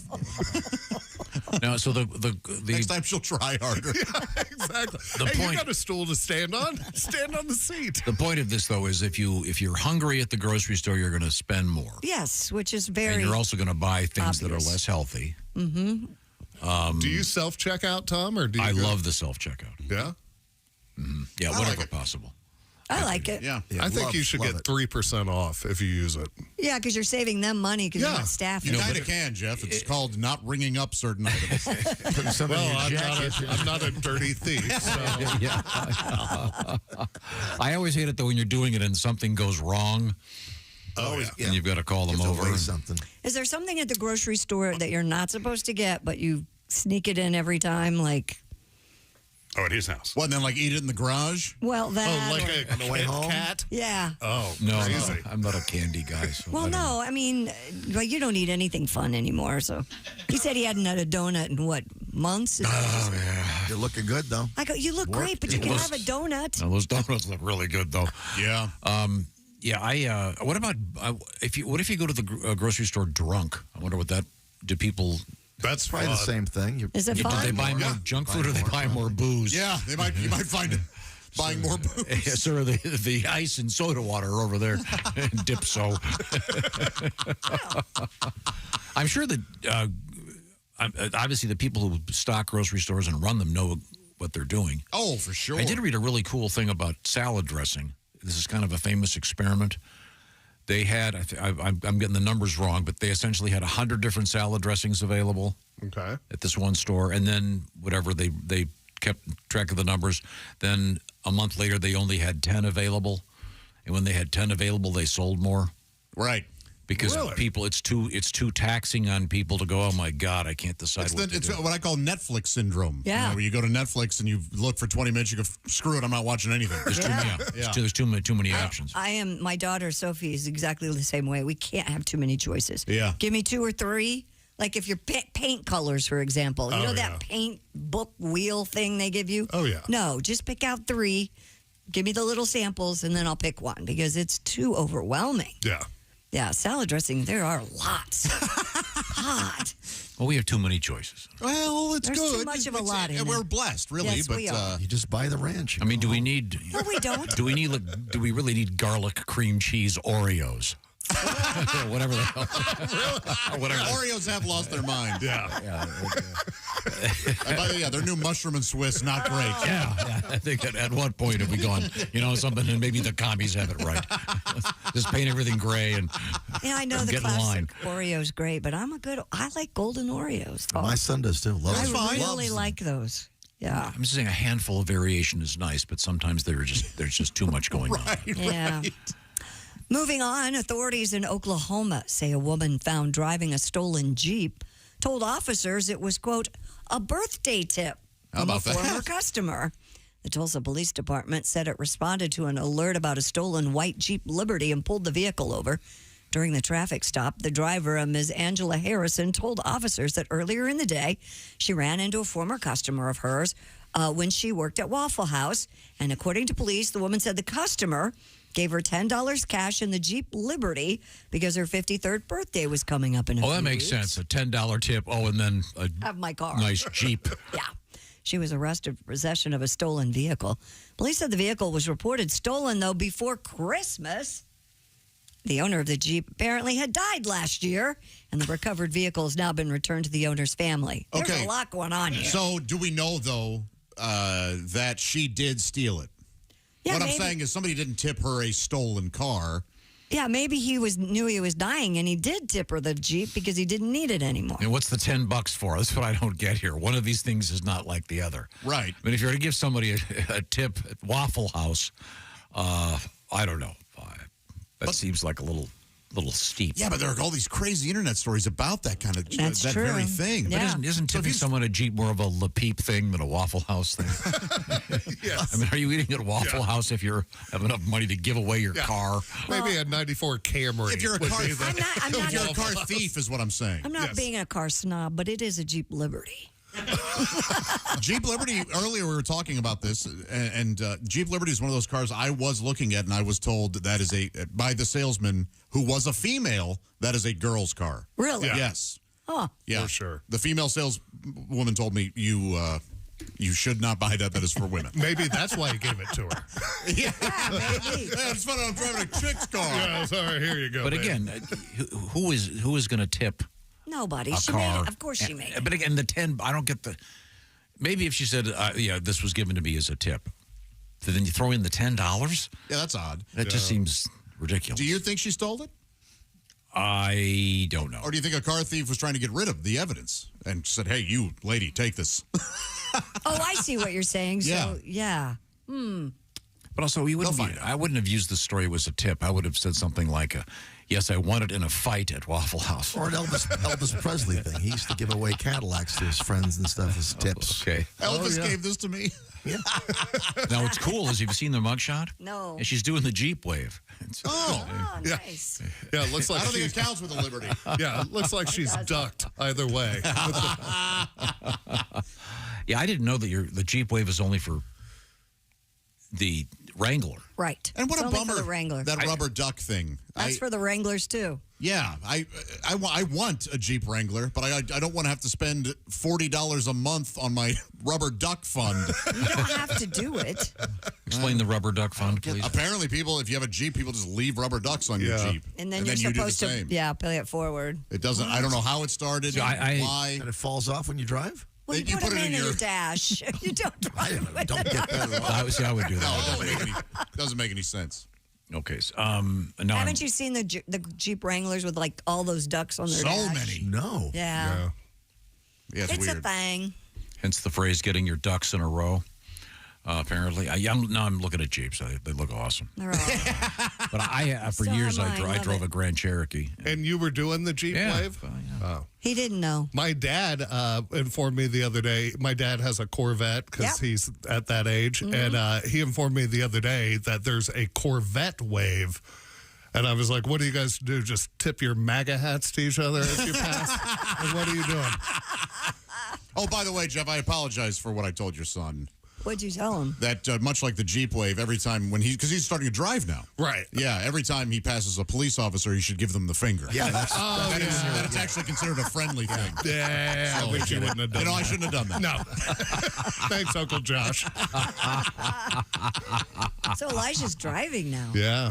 No. Like he has his license, or is he just doing he's in training. I'm getting. I've been trying to teach him, and therefore I'm getting driver's ed tomorrow for him because I can't teach him. Yeah, that's. I've been teaching him when he picks me up drunk from the strip club. Yeah. And yeah, of course, well, you send it along. Josh isn't driving his car anymore because he was at a strip club recently, and that thing came up on the screen. You pay with a credit card. That thing comes up for tipping, 10%, 20%, 25%. Your car. Yeah. In the tradition of this news story. That's the same thing with the grocery. Are you like that with strip clubs? You don't want to go in horny. You end up blowing more money. Well, I never. When I get prostitutes, I will go ahead.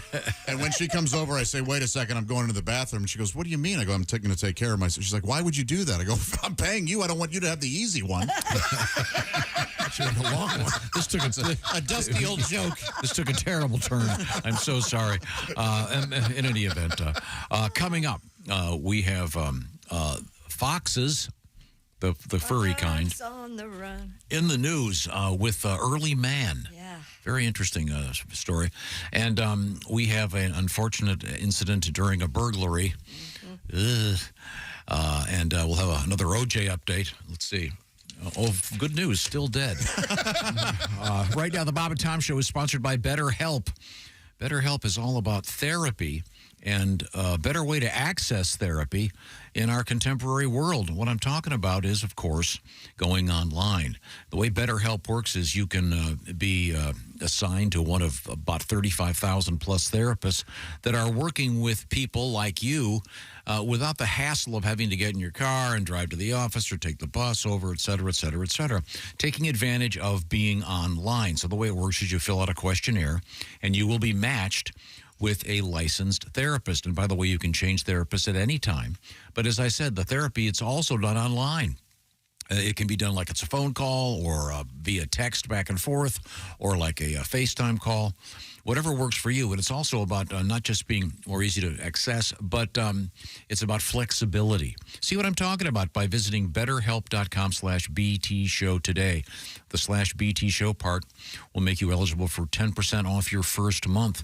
You can find your social sweet spot. Be better in your own head about lots of things going on in your world. So once again, therapy can be very helpful, and this is a very easy way to access therapy. BetterHelp.com/BT show. And once again, you do it in the privacy of wherever you are. That's the really convenient aspect of it. Once again, 10% off using that code BT show. That's BetterHelp, H-E-L-P, BetterHelp.com/BT show. This portion of the Bob and Tom Show sponsored by BetterHelp. Christy Lee. Coming up, we have breaking news from the Golden Bachelor world. They're dead? No, they're not dead. Close. Uh-oh. Really? Oh. You mean another fraud on television? This maybe. is the Bob and Tom Show. Got something to say? Send us an email. bobandtom@bobandtom.com. This is the Bob and Tom Show.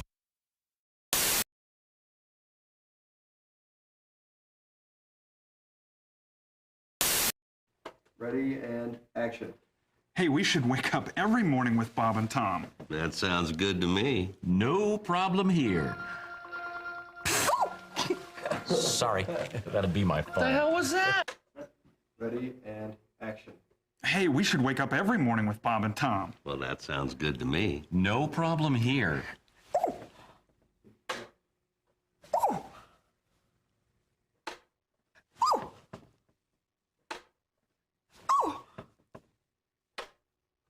How's it going? Morning. Hey, hold on there, kid. I'm Bob. And I'm Tom. From the Bob and Tom Show. We thought we'd barge in. God. There's a new one. Hey, kid, hold on there. I'm Bob. And I'm Tom. From the Bob and Tom Show. We do a morning radio show here in town. Here's the deal. We thought we'd break into your house. Consarn it. Shoot. Darn it. Honey, I'm home. Oh, great. Fish again.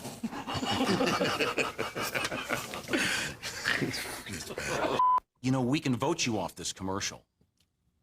You know, Chick wanted Richard Hatch. What if we paid you to say you liked us? I think that we can vote you off. Okay. Come way down.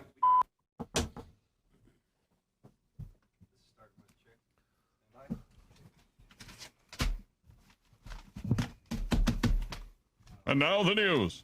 You do sports. And now the sports.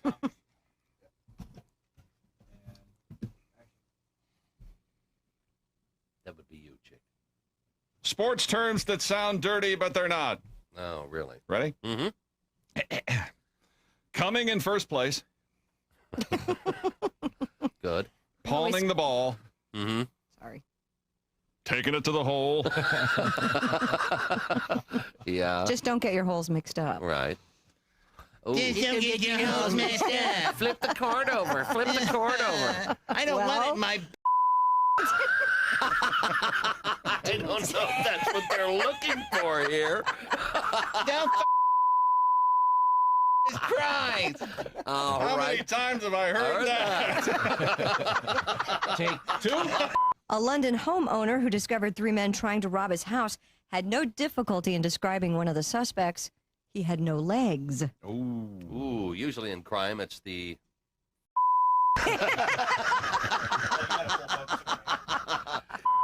Usually in crime, it's the police that are stumped, not the criminals.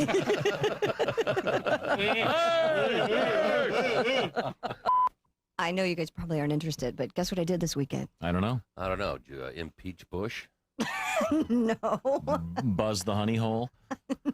No. Flick the minnow? Did you flick the minnow? Flicking the old minnow? Flicking wow. the minnow? Or did you impeach Clinton? Bailing out the gravy boat? Is that what you were doing? Finger the fountain.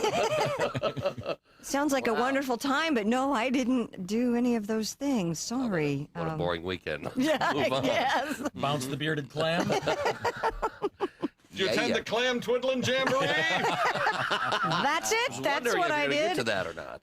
Yeah, I double dribbled. Mm-hmm. Tom did. I just took his only line.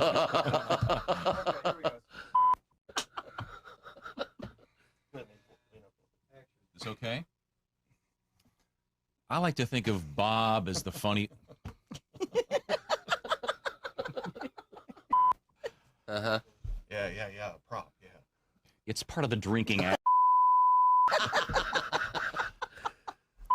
I like to think of Bob as the funny one, and I'm more the philosophical one. Ah, really? By the way, you left your headlights on. Socrates. What's new? Can you do the other That's line? it? That's it. That was the joke? That's it? This one right here. I think of Bob as the funny one. I'm more of the philosophical one. Really? Will you shut up and drink your hemlock, please? I told you to be too hip for you. Hemlock, you know. Hemlock. Socrates. What is it? Poison. Does it start with H? What, hemlock, headlights? What's next? Hemorrhoid. Hemorrhoid?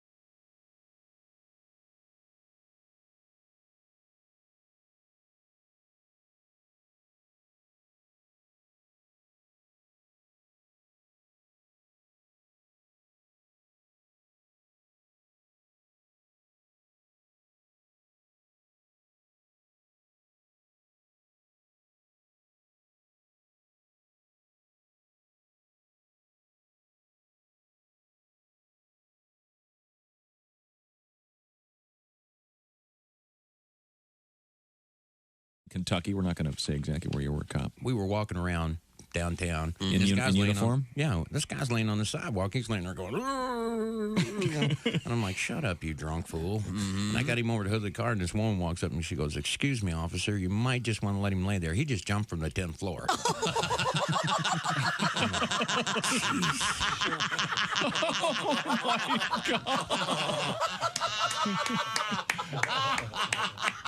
And my wife's like, what'd you do now? You're on TV again. What did you do? You're on this officer, Mike Armstrong, made matters worse on Thursday night. See By why I don't drink? Yeah, the guy, but he sued me. He sued you? Yeah, How are you supposed to know he's not a drunk? Yeah, that's what I said. You know you're too high when you're eating cereal naked and your girlfriend tells you to put some clothes on. You realize it's not your girlfriend. It's just a woman on a bus. So that's how you know you're too high. Bob and Tom. Coming up. Hello, it's the Bob and Tom Show. Having a great time. Thanks for being with us. A lot going on, Tom. Yeah, we do. We got a little special treat, I believe, right now. Oh, look at that. Joining us on the big screen, it's Jeff Oskay, and it's news we failed to mention. Hey, Jeffrey, good morning. Hey, good morning, everybody. I'm over at the Failed to Mention news desk. As you know, we give you a lot of the news each week, but we don't give you all the news, so I'm here to give you the news that we failed to mention. Now, here's Jeff Oskay with what you failed to mention news. We have a new sponsor this week. Our new sponsor, Ed Septic's Tooth and Toilet Whitening Gel. Get your teeth as white as a commode with Ed Septic's Tooth and Toilet Whitening Gel. Let's see here. On the news docket. This is not coming up quick enough. Here we go. We learned that there is a new stripper bill of rights. A stripper bill of rights, what you failed to mention. And Candy on stage 7 knows the entire thing by heart. As you know, she is putting herself through law school. Okay. Scientists discovered 49 new galaxies in just under 3 hours last week. What you failed to mention, imagine how many galaxies they would have discovered had they worked the entire 8-hour shift.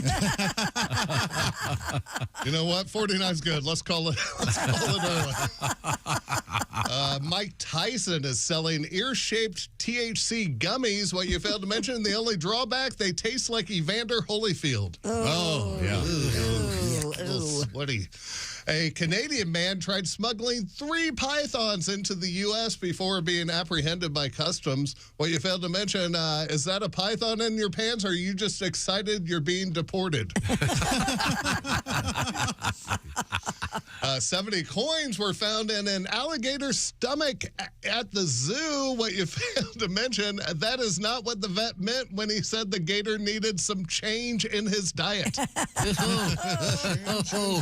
More quarters. Is Ace writing for you now? You may want to No, get he was supposed to. I'm still waiting for Ace to write for me. I'm working on it. Yeah. You might want to get a paper copy of your script so you can rip up some of the jokes. Well, that's hurtful. The space agency NASA has come up with its own moon time, the time it would be on the moon. What you failed to mention, forget moon time. I want some NASA moonshine. Huh? There you go, Ace. No? Okay. Tom, I love you so much. I want to strangle you. A gang of senior citizen burglars got busted last week. What you failed to mention, authorities have named the gang the Silver Sneaker Sneakers. I like it. Here's the tear. I like that one. Oh, okay. There is a monkey gang terrorizing a Tibetan town. What you failed to mention, they know they're a gang because instead of throwing poop, they throw up gang signs. And finally, there is the largest gathering of guys named Kyle coming up. What you failed to mention, if all the Kyles are there, who's going to work the drive-through windows? I'm Jeff Oskay, and this has been the news that we failed to mention. Yeah. Okay, now get back in here. I like that very much. Now, Christy Lee just announced breaking news. Yes, from the Golden Bachelor world on Good Morning America a few moments ago, it appears that Gary and Teresa are deciding to divorce after 3 months. That's right. They were married in a big hullabaloo, big ceremony in January, and they've come to the conclusion that it's best for their families if they go ahead and dissolve their marriage. What a fraud. Just dumb. Yeah. How many of these shows have there been now? Like 100? I don't know. I mean, over the years? There's lots of them. What? There's lots of them. But I mean, The Bachelor and The Bachelorette. That's been on for how many years now? Well, it's been a long time. And how many of them have actually gotten married? A handful. A lot of them got married, but Trista's still married. That's one. Yeah, the Golden Bachelor, though, I think really struck home with a lot of people because obviously the people involved were, 55 and over. And well, even with the regular Bachelor, you're at a certain age, you live in a certain place, you're going to uproot your life to move there. At the Golden Bachelor, you've been living where you are, you have kids, grandkids. Right, and that's what they were saying, that they couldn't come to a compromise on where to live, and it was best if I think the factor that we're ignoring is these people are doing this on camera, being followed around. They're incredible narcissists. Well, and this isn't a legitimate way to meet someone in the world. They're backed by a huge network that made a ton of money off of everybody watching their show. And then they threw a wedding on, which was just as big. Yeah. And they're announcing their divorce. We'd like to keep this private, so we're going on national television. And as Ace pointed out, they've been promoting it all week. Big announcement. Yeah, big announcement. What'd they think? She was pregnant at 72? That's what I said. Come on. Well, that would have been a big announcement. That would have been a big announcement. He comes out on a Viagra T-shirt. I'm the man. Okay. All right. Well, yeah. So good luck to I'm them. trying to register how much I don't care. We're Okay. going to have a Golden Bachelorette, so be on the lookout. How does that work? I forget how the these things. lady will then select a man. Oh, so there'll be 10 older fellows that are. More than 10, more like 20. 20? Oh, yeah. I watch things that other people don't care for, so I don't, whatever. How about doing variations of it with like the chubby Bachelor? And you have 20 fat guys and some hot yoga pants wearing MILF. I am a little surprised they haven't had like a Biggest Loser meets The Bachelor type thing. They did one with nerds. I want Brett Michaels again. That was fun. The Brett Michaels one? Yeah, that was funny. I like that a lot. And then Flavor Flav had one. Didn't he? Yeah, the flavor. Just embarrassing. all of it is They had some comic relief to them, though. Yeah. Well. And haven't they done one where they don't see each other? Yeah, Ace watches all these things. What's that one called? Love is Blind. Love is I assume. Oh. I think that's it. Let go my uggo. I wish that one had lasted longer than it did. Now, the 90-day fiancé, do they get married in 90 days or? They have 90 days to get married. Oh. I got an idea for one. What? The myth of syphilis. And then they have 20 guys, 2 of whom have serious So it's VD. kind of a game show, too. Yeah. Like Russian roulette. Yeah. I like it. That's funny. Oh, my goodness. It's something they probably could do it. There'd be a little lawyering up front. Yeah, boy.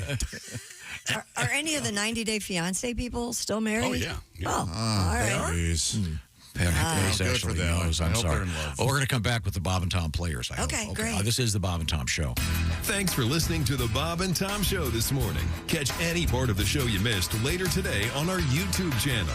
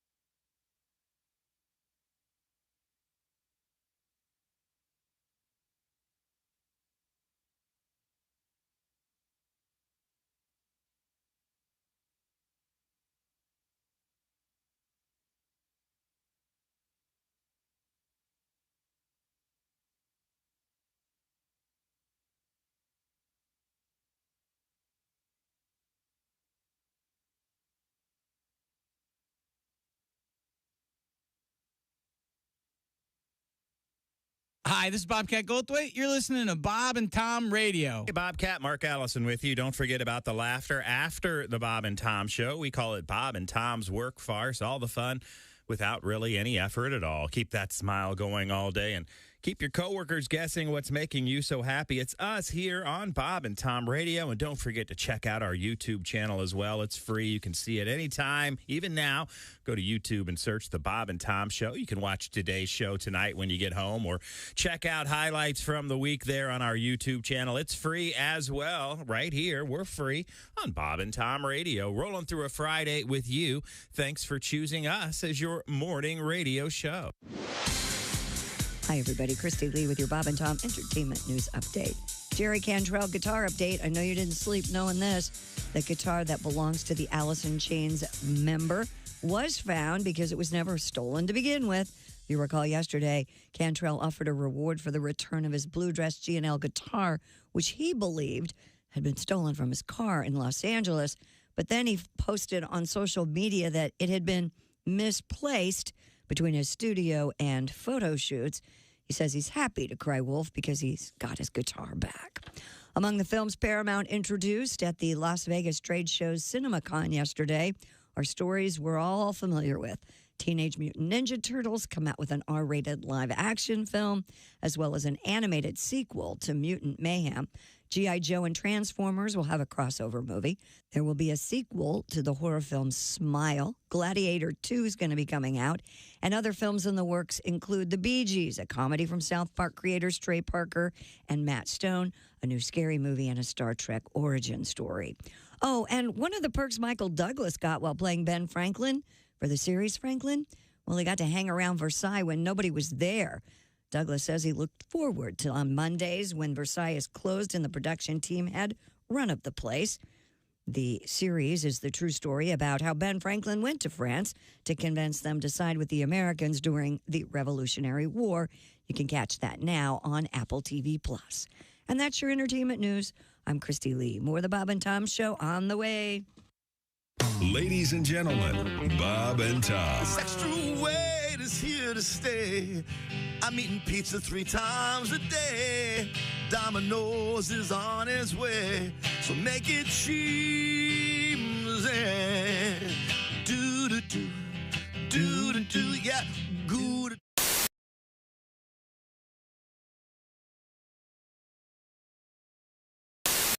Chris, you're a single guy, right? I am 37 and single. Nobody plans that.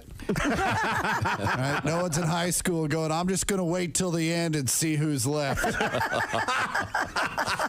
I'd like to find someone my age, if for no other reason than they would get my references. Sure. Right? You get tired of telling girls who the Black Crows were. And I don't know if you've ever dropped a Fletch reference on a 23-year-old female, but you might as well hand that girl a Rubik's Cube and a beeper. Because she's just staring at you like, what's a water buffalo? It's hard to even find a single 37-year-old woman, and then when you do, they have a tendency to fall into 3 categories. They're either A, super career-oriented, successful chick, so I'm out. Right? Those girls are looking for a guy that owns a suit.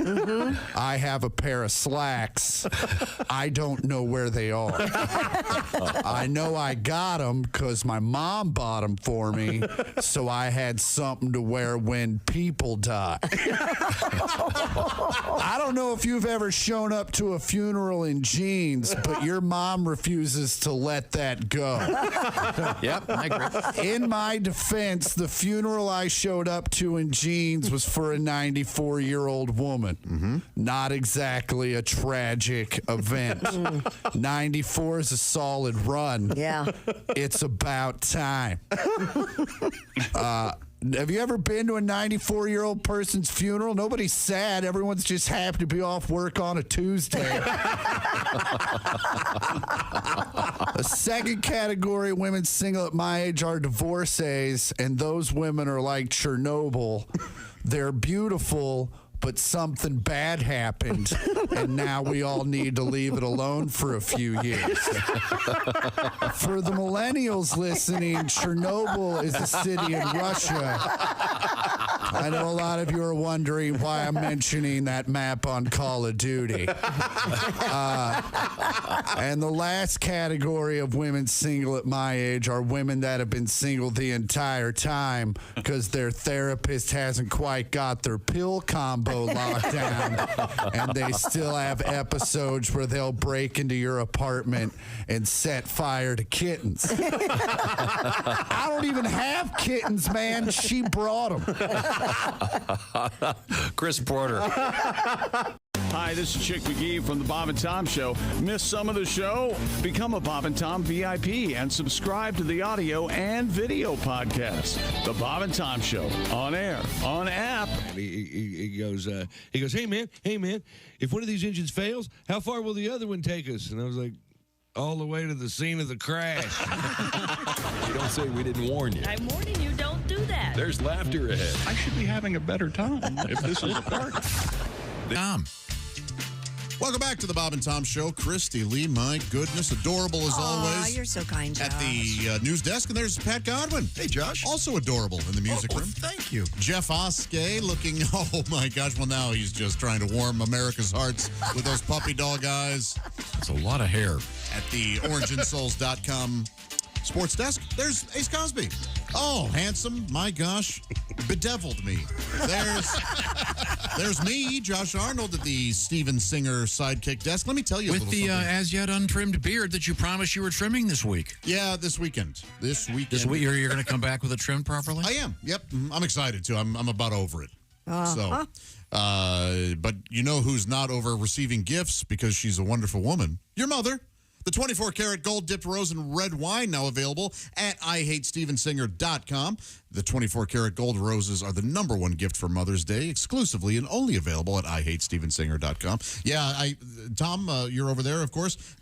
Too many things like drip into the beard. I'll brush my teeth, and then I have to like just wipe my face. I'm like, good Lord. So you're taking the whole thing off? No, I'm just trimming it down to a respectable length. And you're doing it yourself? Yeah, I've got some great trimmers, yeah. He's capable. I'm just asking. Now, this has that clip-on plastic thing that...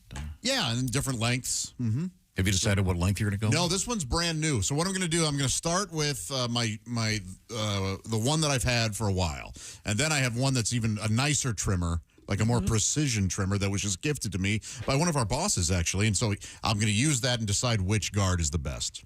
Okay. And you can tell me if I did, if I made the right choice or not.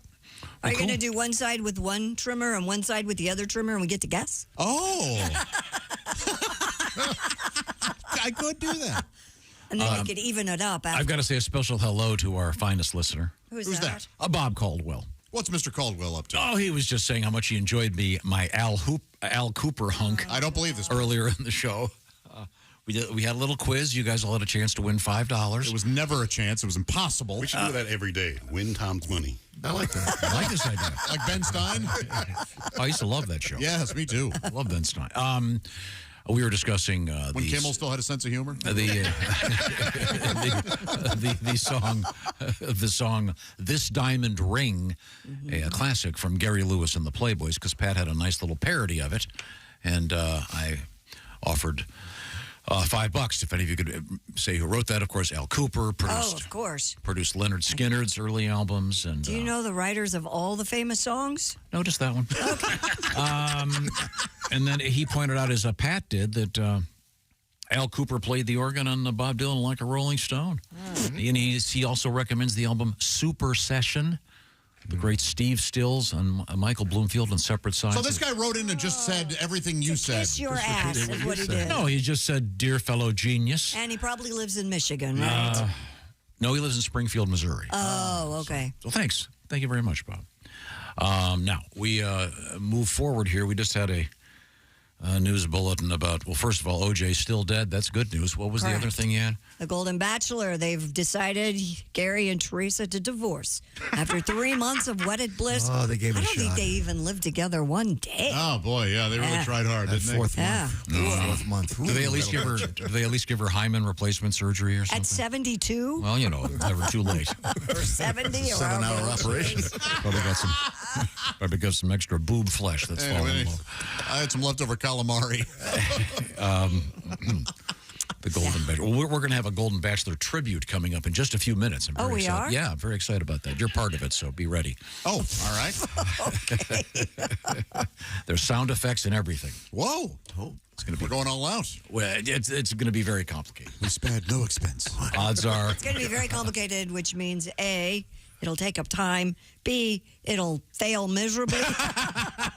Well, you sound very positive. We know the show. Sure. Okay. Here's one of the sound effects. And we'll love doing it. That's a great sound. Okay. What was that? I know what that is.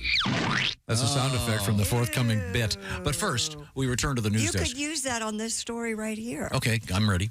News from our Canadian neighbors. Police in Ontario say a burglar left a large bowel movement in a victim's toilet. Well. Officers responded to the scene where residents had returned home to find several windows smashed. Prescription medication, clothing, jewelry, and several other items were taken. And the suspect left behind what police describe as a large bowel movement in one of the toilets. Don't robbers know by now that that's a DNA calling But at the card? same time, isn't this more common than we know? It happens all the time. Yeah, when I was burglarized in New York, and they left it on the living room rug. What a fascinating thing. I think that was more someone who knew you. Like, I love you, but that was personal. I know that several things were stolen. So Days after the robbery, police spotted a woman wearing some of the stolen clothing. Well, that's some good detective work. How'd they know? Took her into custody. The 22-year-old now faces charges of breaking and entering and possessing stolen So this property. woman took the giant dump. Yes, apparently. Well, that or her boyfriends robbed the place. You never know. But I mean, first of all, I'm disappointed that my Canadian friends aren't typically so considerate. Don't you think they'd flush? Yeah, you would think so. And would it be? I mean, it would technically be DNA, right? I mean, would Yeah, that? that's what I'm saying. Would It you would have? be a Would the calling police have card, to I do would that? think. Well, do you think, or is there a correlation among people who don't flush and people who would steal from you? Like, you're a dirt ball either way if you use the restroom and you don't flush. Or maybe the homeowner forgot to flush and is embarrassed and is blaming the burglar. Oh, that's a good point. So maybe it's a turd burglar. Wait a minute, that's a whole different. Yes, that is a different that creates a whole different scene. Well, sorry about that. You ever go on a trip and Well, I'll just put it this way. The last time where were we recently? West Virginia? Yes. So that Thursday morning, I got up, I peed, got in the shower, and then what I normally do is, as the shower's warming up, I pee so I don't flush. Right, you flush when you get out. Right. Yes. Yeah, Forgot and didn't realize it until we got back from West Virginia. On Saturday? And I was like, my room kind of smells like urine. And then I realized, my gosh, I didn't flush before I left 2 days ago. Yeah. But thankfully, it was just the number one. Yeah, it wasn't like a steeping turd. Steeping. Your cat is standing as far away as possible. Hey, what the hell's wrong with you? Well, now, just checking in my news wire. Yeah. Okay, what's happening? OJ still dead. Good news. Okay. What else you got? A library in Colorado says a library book was returned more than 100 years after it was due. The library said that an unnamed woman had dropped off the novel earlier this year, saying her brother found it in their mother's belongings in Kansas. Librarians discovered that the book Ivanhoe by Sir Walter Scott was due back to the Fort Collins Public Library on February 13th, 1919. The 2 cents per day fine for the overdue book would have amounted to $760, about $14,000 if we adjust it for inflation. Boy. Man. That person read Ivanhoe when it was a new release. The Dewey Decimal System, cutting-edge technology. They were on the wait list for the book. Wow. Who's this Ivan guy? He's quite the hoe, as our friends in the hip-hop world say. I remember suffering through that as I've never read it. I've never had to. The book drop was the best thing to ever happen to people with late books. Yeah. Just come by after hours, drop that bad boy off. I can put a kid in there. Yeah. They have amnesty days, don't they? Most libraries. For babies? Yes, for babies. You can go back to the hospital and go, no thanks. Yeah, I did that with my 14-year-old. I want to have an amnesty day, right? She wouldn't fit in the baby box. I tried jamming her in there. Here, just hold this rattle. Maybe they'll be fooled. Let's go to the fire station now. Scientists report early humans may have kept foxes as pets. Really? The revelation comes after a new study of a 1,500-year-old gravesite in Patagonia where a person was buried with a canine companion. The animal was an extinct species of fox and that it ate the same food that this group of humans did. So they think that the fox was literally, they'd feed it from the table, whatever. And another report, researchers said graves in the Iberian Peninsula were found to include dozens of dogs and 4 foxes buried alongside people. They say this indicates the community was feeding the animals food scraps, thus they were probably pets. I'd love to have a pet fox. That'd be awesome. I don't think you would. You can get rabies from a fox bite. Well, and you can get yes, Parkinson's from a Michael J. Fox bite. Did you know that? You see, here's the apology that I'll make. He didn't have enough time to think it through. I hope. That just kind of came to you, right? Or did you write that down earlier? I did not write that down. Okay, of course not. Here's the thing, Christy. Yes. You said you'd like to have a fox as a pet. Yeah. You know what you'd have to get, don't you? What? A foxadoodle. Why they haven't had those yet? Doesn't shed. Something. There probably is a foxadoodle or a wolfadoodle. Oh, she looks really friendly, because they've doodled everything else. Yes, they have. Do they have Chihuahua doodle yet? Probably. You can doodle anything. And then they got Bernadoodle. I got a Bernadoodle. Sheepadoodle. And a golden doodle, labradoodle, mountain doodles. Aussie doodle. Yep, Aussie doodles. It's like ratty, moppy dogs, huh? Oh, they're great, except for when it rains for 2 days straight. Local weather, whatever. You got a stinky doodle? It's a muddy doodle. That's going to happen. Oh, yeah. Oh, no, it cakes in there with their fur. They did a great job. So it's been pouring rain where we are. Yes. For 3 days. And you have... one of the 3 is terrified of umbrellas. So are they just going in the house? No. How'd you get the other 2 to hold them? That's a pretty good dog trick. Yeah, they go away from it. That'd be real. What if someone's invented a harness that holds a dog umbrella? Maybe. I bet they have a little thing you can put on their back with a little umbrella over it. They're gonna roll over. You know, so if anyone is aware, if there really is a fox-a-doodle or a wolf-a-doodle, for God's sake, send me a picture. You're not going to breed a poodle with a fox. No, jeez. Come on. Are you kidding? Someone's going to do it. Yeah. Can you crossbreed species I like don't know. that? I think foxes and or not foxes. Coyotes. Coyotes and wolves maybe, but not a No, coyotes fox. and dogs. What is that? It's called what is it, a koi or something when they do that? They really do that? They do that? I mean, in nature? Not on purpose, but if the yeah. local coyote gets horny. Wow. Okay. Irony. Coming up, a special treat. I promise nothing can go wrong. Maybe. Okay. What I'm talking about is the Bob and Tom Players. All right. Now, what have you got coming up, Christy? Well, let's see. We have a bird that confuses police officers by mimicking siren sounds. Oh, that's funny. Yeah. We have a couple of entertainment updates. We have Jerry Cantrell's guitar. Apparently, if you remember yesterday, he said it was stolen out of his car. It was just misplaced. Oh, okay. How embarrassing. It was what? Misplaced. It was in my trunk. I thought I put it in the I just assumed it was taken. It was misplaced between studio and photo shoots, apparently. Okay, well, good for him. So, good for him.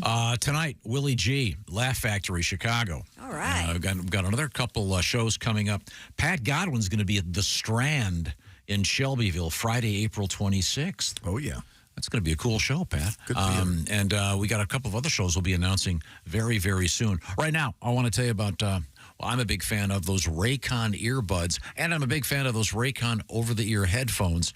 Once again, they're great in our world when you're traveling. You pop in the headphones or the earbuds or the headphones, and everything gets quiet in the back seat while the kids are back there. And you might want them. Maybe you're walking the dog. You want to have a nice, peaceful time. How about 8 hours of playtime and a 32-hour battery life? That's what you get with Raycon earbuds.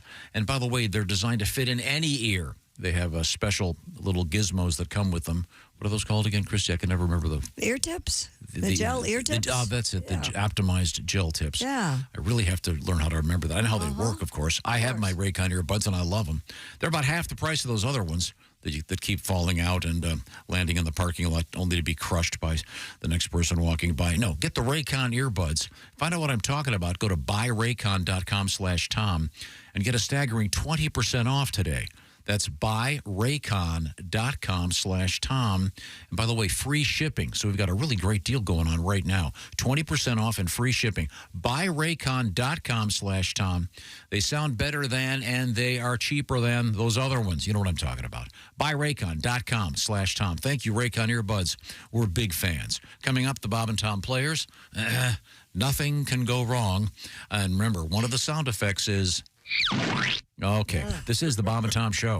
Hi, this is comedian Tim Cavanaugh, and you're listening to Bob and Tom Radio. Yes, you are, and thanks so much for getting up.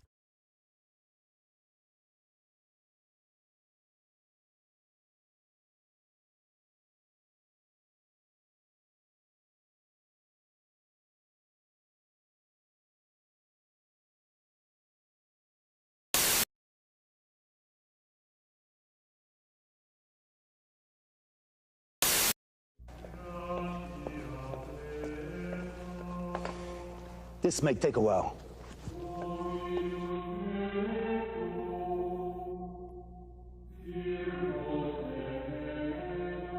Say, how'd it go, boss? He said he's heard worse. He says he's heard worse. He says he hears worse every morning. Bob and Tom in the morning. Louisville's classic rock all day on 95.7 QMF. Please forgive us. Hey, it's Josh Arnold with a food recommendation for you. Gardner's Wisconsin cheese, their famous oven-baked cheese. It arrives pre-baked. You just heat it and eat it, grill it, skillet, or air fry it. Check out their new oven-baked cheese flavor, jalapeno. Ooey, gooey, spicy cheese. It's sure to tickle your taste buds with real jalapeno flavor and heat. Perfect for game day, parties, or any time. Excuse me, are you serious with it? I mean, why are you doing this? Me, the real me is right here. I could easily be doing this. We don't need you, man. Look, there's only room for one of us.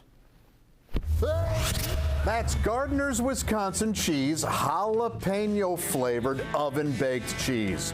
It's now available in Gardner's oven-baked bundle package, so try all the great flavors. Receive free cold pack shipping and free cheese curds when you spend $59 or more at Gardner'sWisconsinCheese.com. Click the link below and tell them your pal Josh, me, the real Josh, from the Bob and Tom Show sent you.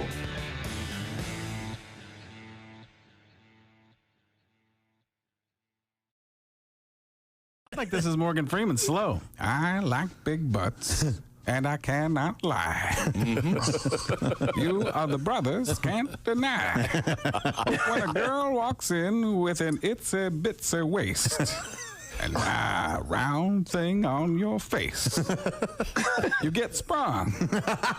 Want to pull up tough, because you notice that butt was stuffed. Deep in the jeans she's wearing, I'm hooked and I can't stop staring. Oh, baby, I want to get with you and take your picture. My homeboys tried to warn me. Bob and Tom 24/7. All right, this magician, he gets his job on a cruise ship. So he's working this cruise ship, and he does his act every night. In the front row is the captain of the ship with a parrot on her shoulder. So every night he does his act. Well, by the third night, the parrot starts figuring out his magician's act. So he starts heckling the magician, and it's in his sleeve. It's under his hat. His assistant has it. So that night, they hit an iceberg, and the ship goes down. The magician wakes up floating on a piece of driftwood, and the parrot is sitting on the end of the driftwood, and they stare at each other for 2 days and don't say a word. They just look at each other all mad. Finally, the bird goes, I give. Where's the boat?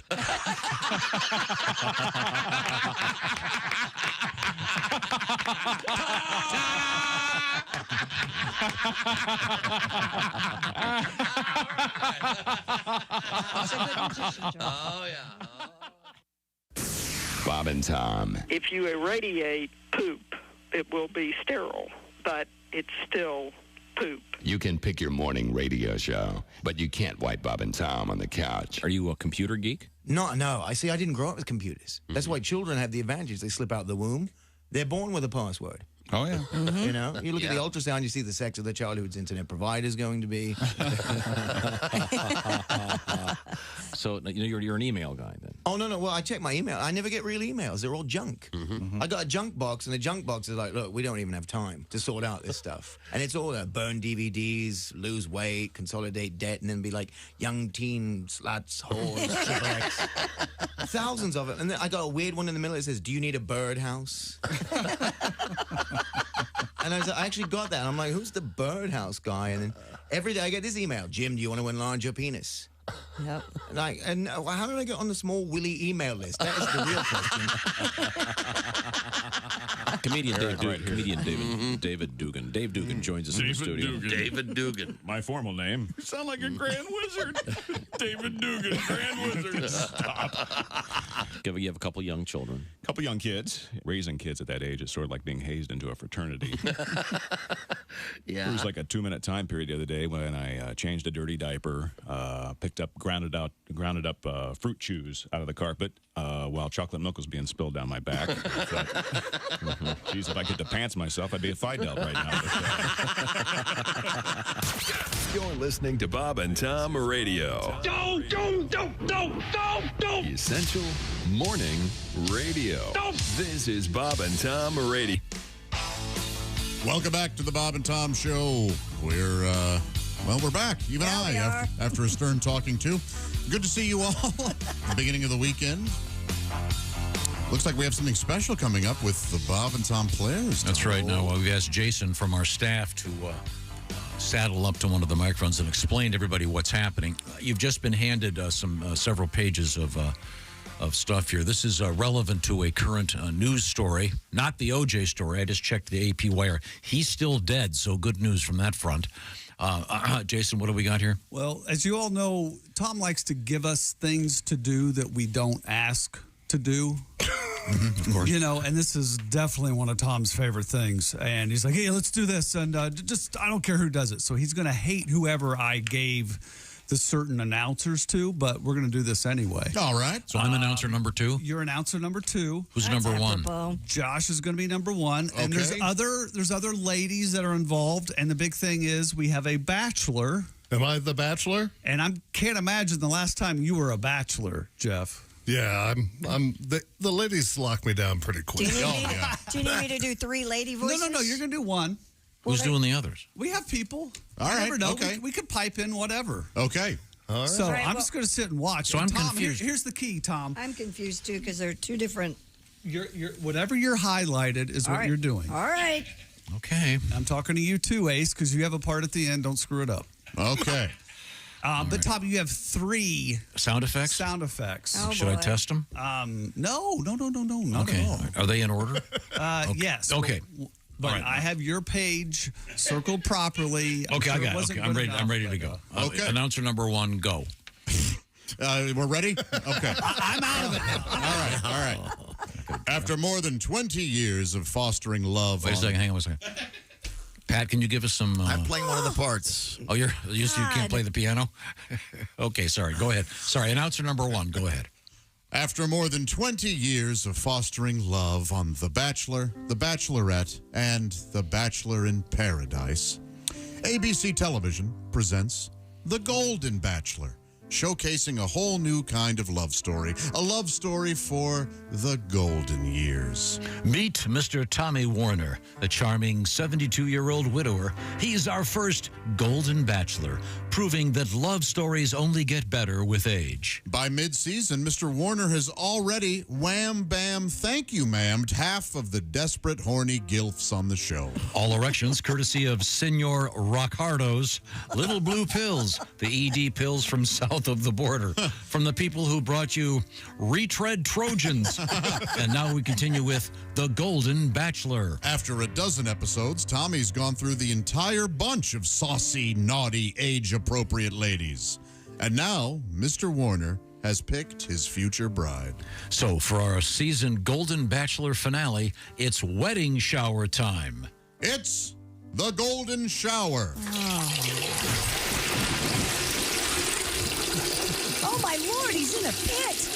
And the losing women are urinating all over him. Take this rose and shove it up your ass, you Viagra chopping 2-timer. It's not just any wedding shower, it's the Golden Shower. Keep it coming, ladies. I love it. I'm a bad boy. You're lucky I'm constipated, Tommy. I can't hear you. All that pee shorted out my hearing aids. I'm taking off my girdle and my adult diaper for this. Bombs away. Hey, I'd pee on you golden girls, but my prostate is so enlarged it'd only be a dribble. The Golden Shower, only on ABC Television and streaming on NetBiz.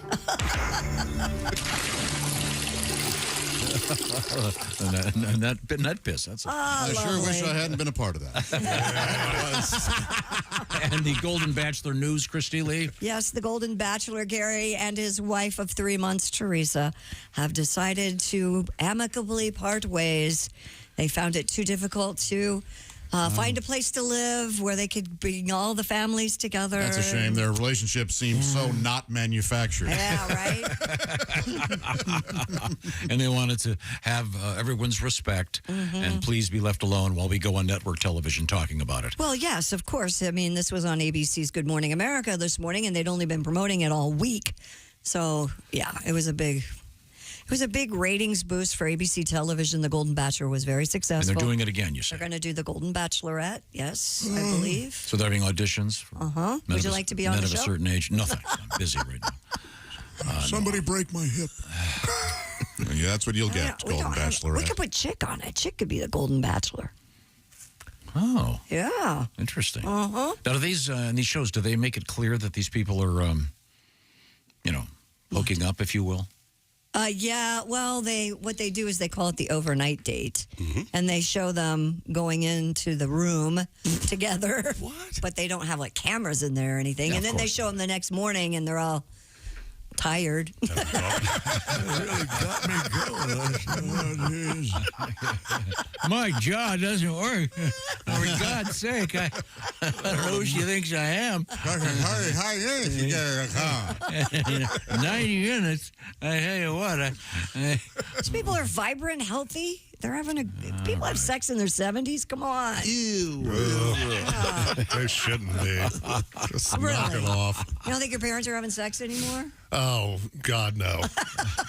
No, I don't think they are. They are. No. No, they aren't. All right. Well, I have an idea. Change the subject. Christy Lee, once again, at the Bob and Tom News Desk. We should probably feature a couple more of our tributes to OJ before we leave today. But OJ's still dead. Yeah, good news. Okay, what have you got over there? Authorities in the UK say a local bird has caused some confusion because the bird mimics the sound of a police siren. Thames Valley Police said staff initially thought one of their vehicles had developed an issue after hearing the noise at a police base in Bachelor. Video filmed at the site in Oxfordshire revealed a bird in a tree replicating the sound of the two-tone siren. So this is a wild bird. Oh, and it's that weird British siren then. Yeah. The Doppler effect one. Yep. That's kind of, I mean, that makes sense. That's great. Like, I think that'd be hilarious. There's some stoner sitting in his house, like, flushing all his weed. It's just a bird out his window, just chirping away. Yeah, I've got a friend who has a bird that can bark like the dogs. Mm-hmm. So the dogs will leave the rooms, and the bird goes, woof, woof, and the dogs come running back in looking. We had a cockatoo that would mimic our guinea pig. That's like, and they would talk back and forth to each other. Are you serious? Yeah, they'd both be like. Do you still have that bird? No, we gave it away. Those things last a long time. Oh. Those are long-living Don't birds. you have a bird now, though? I have 2 parakeets, one that I'm currently hand-feeding. That's what I thought. Per the vet. What do they eat? This one eats this dropper stuff that costs $25 a week. Oh, jeez. And so the bird was sick, according to my daughter, and she's like, "You got to take it to the vet." And I was like, "That's not how parakeets work."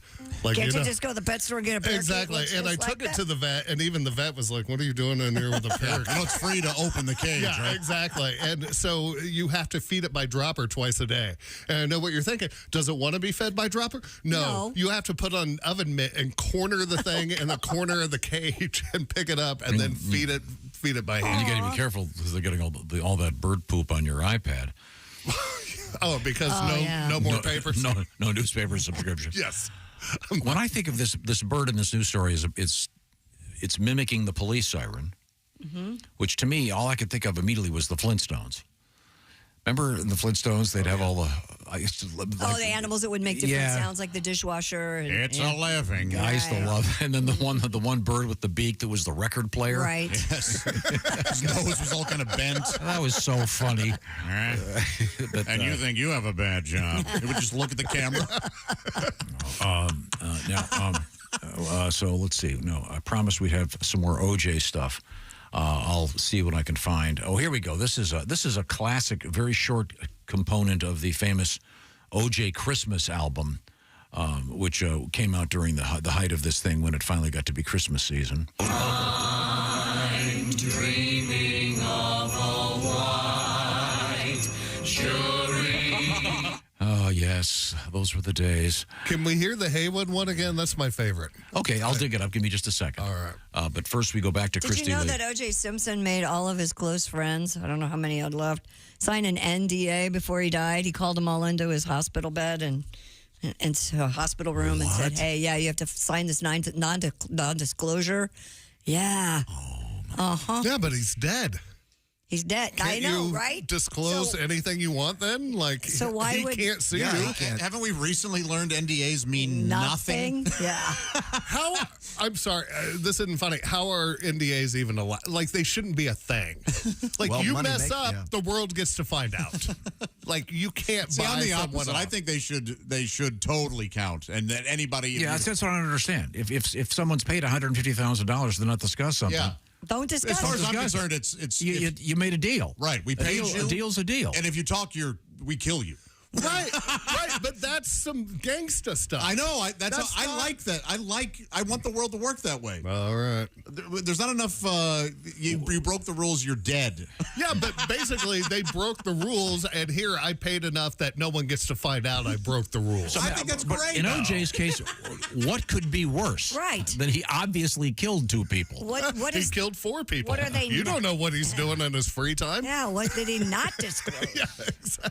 You know, they've got tapes of the 911 calls when he beat her before he killed her. Oh, yeah. I mean, yeah. Pictures in his safe of that stuff. He was not a good person. No. But here we go. This is the Haywood song. Oh, blood on the socks, blood on the shoes, blood on the gloves, blood on the Bronco, blood on the vestibule, blood in the bedroom, blood in the bathroom. Totally a coincidence. It's totally a coincidence. It's totally a coincidence, and OJ didn't do it. There you go. I love it. That was very nice. Thank you, Haywood. Thank you. Appreciate it.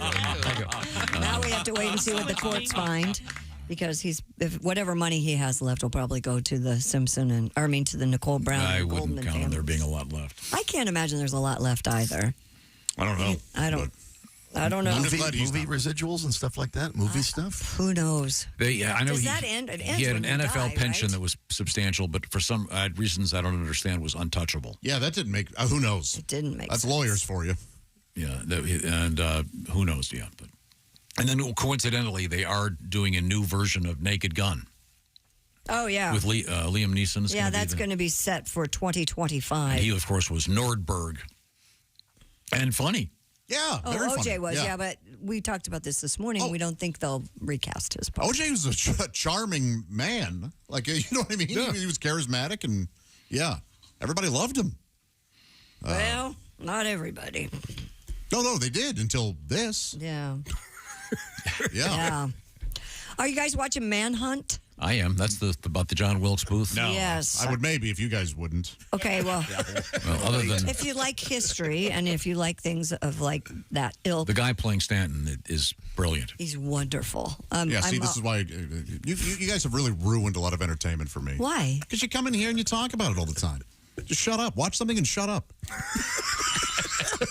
All right, you fill the next 3 minutes. No. Go ahead, And now, Josh. Red soapbox. Yes. why are you asking me about Manhunt? Because Michael Douglas is going to be is streaming on Apple TV as well, a new show called Franklin, about Benjamin Franklin going to... He's playing Benjamin Franklin? He is playing Benjamin Franklin. What about the hair? He's got glorious locks. Well, they've got him in a wig and his hair and... Really? Yeah, and it's the French when he's in France trying to get the French to help us with the Revolutionary Ben Franklin War. was notoriously horny.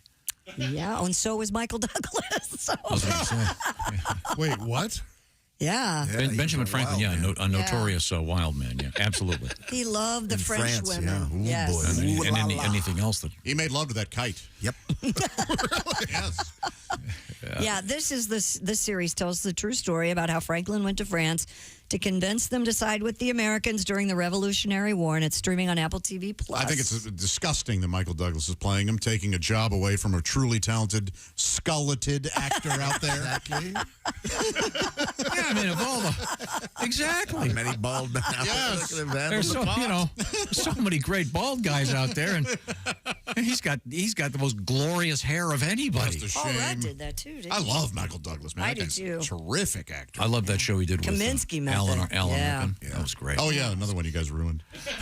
Did you ever watch it? I did watch until you guys started watching it, then I stopped. Oh, I'm turning into Chick? if I like anything, Haven't you can't. noticed when Chick's not here, I kind of turn into him? yes, I have.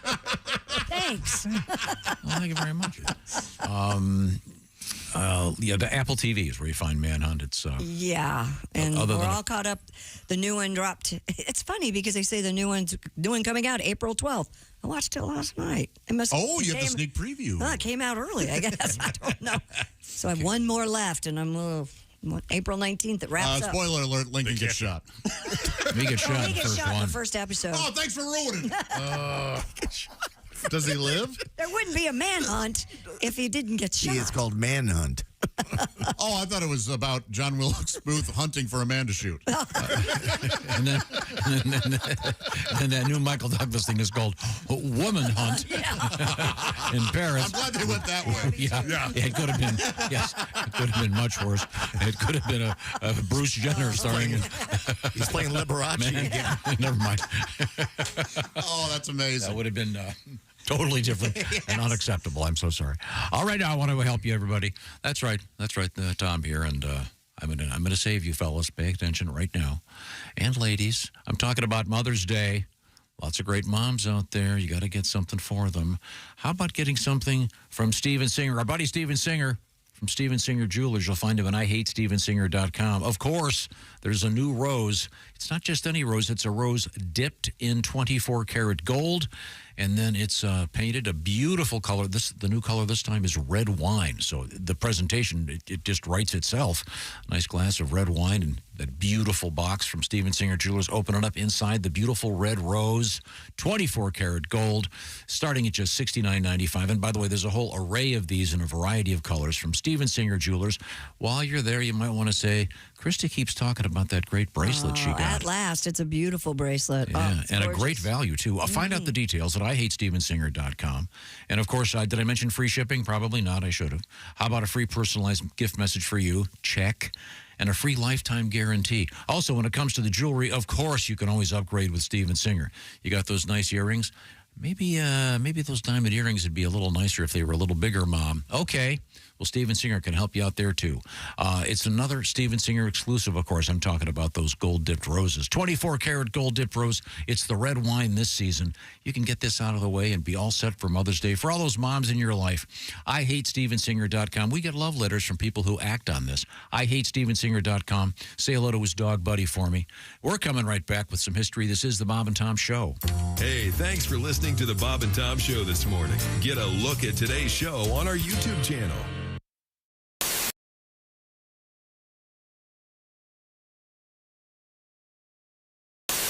Hi, he's Bob. I'm Bob. And he's Tom. And I'm Tom. To conquer and win, we're gonna be in the Super Bowl.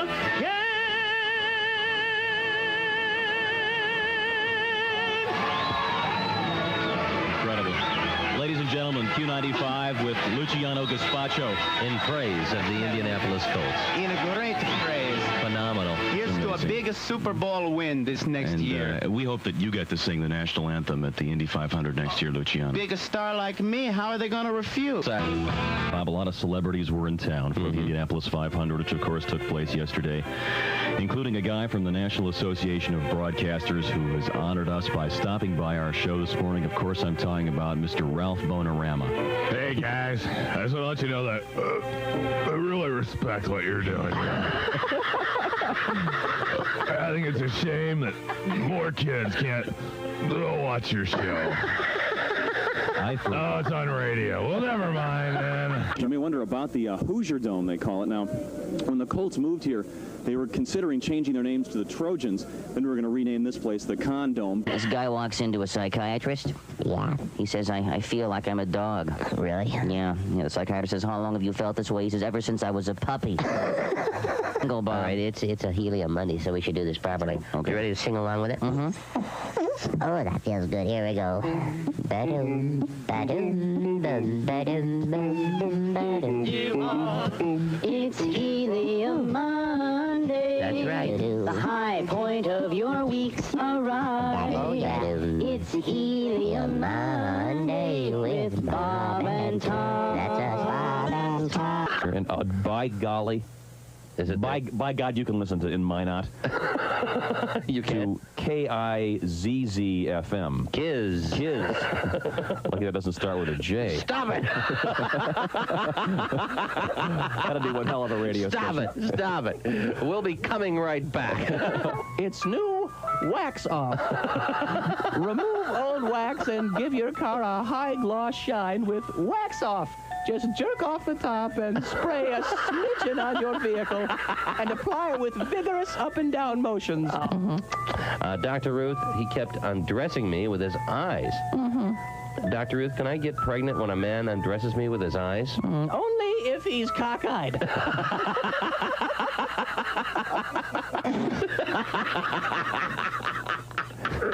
Continue. Yeah.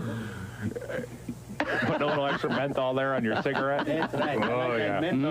Yeah. Haji, put that shaving foam down. Haji, would you like to give your street address? Maybe that'll help some people contact you after seeing this tape. Dick. But the type of people that will be contacting you are medical experimenters, okay? Dick. I wonder if they replace his heart with a gallstone, if his body will still work.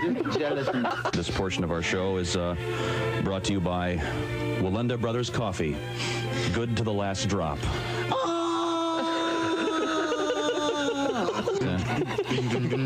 New law firm in the news today. Really? Yeah, 3 famous attorneys have formed a new law firm. Oh, really? Who are they? Gary Hart, Ted Kennedy, and Richard Nixon. What's it called? It's called Dickum, Dunkum, and Cheatham. I wish you wouldn't make fun of Gary Hart anymore. Why?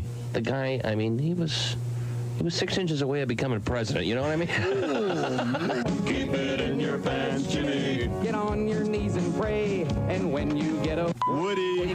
I'm not sure how that math works out, but it sounds like a deal to me. Yeah, all right. Bob and Tom in the morning and highlights all day long. The Bob and Tom Show. This is Bob and Tom 24/7. 24/7.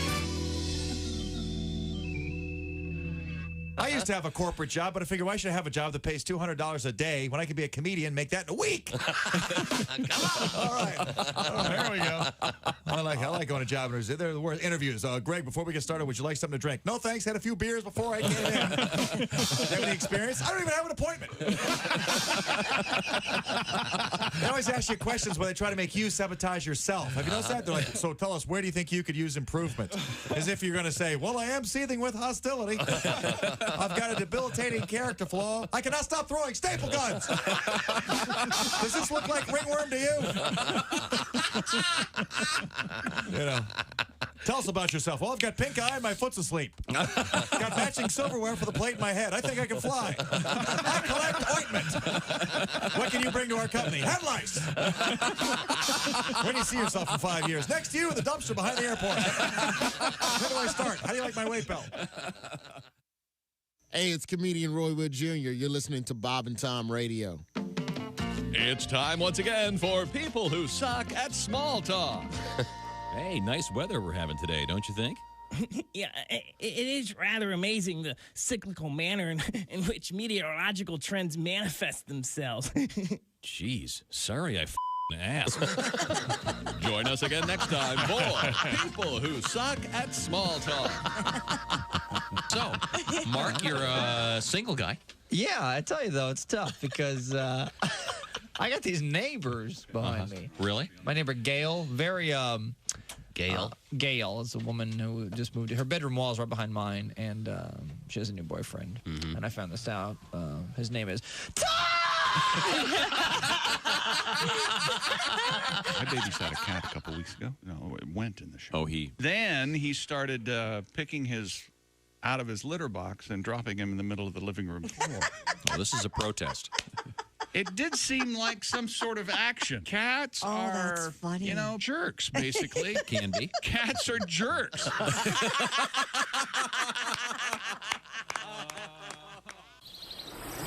A tradition unlike any other. Oh, God. The Masturbators. This weekend on CBS. Essential Morning Radio. All day and all night. This is Bob and... up.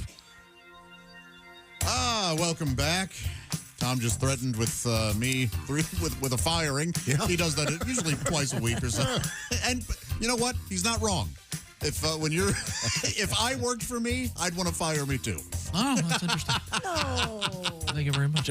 We expect to see you with significantly less facial hair on Monday.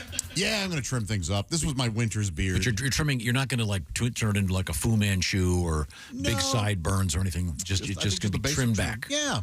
Okay.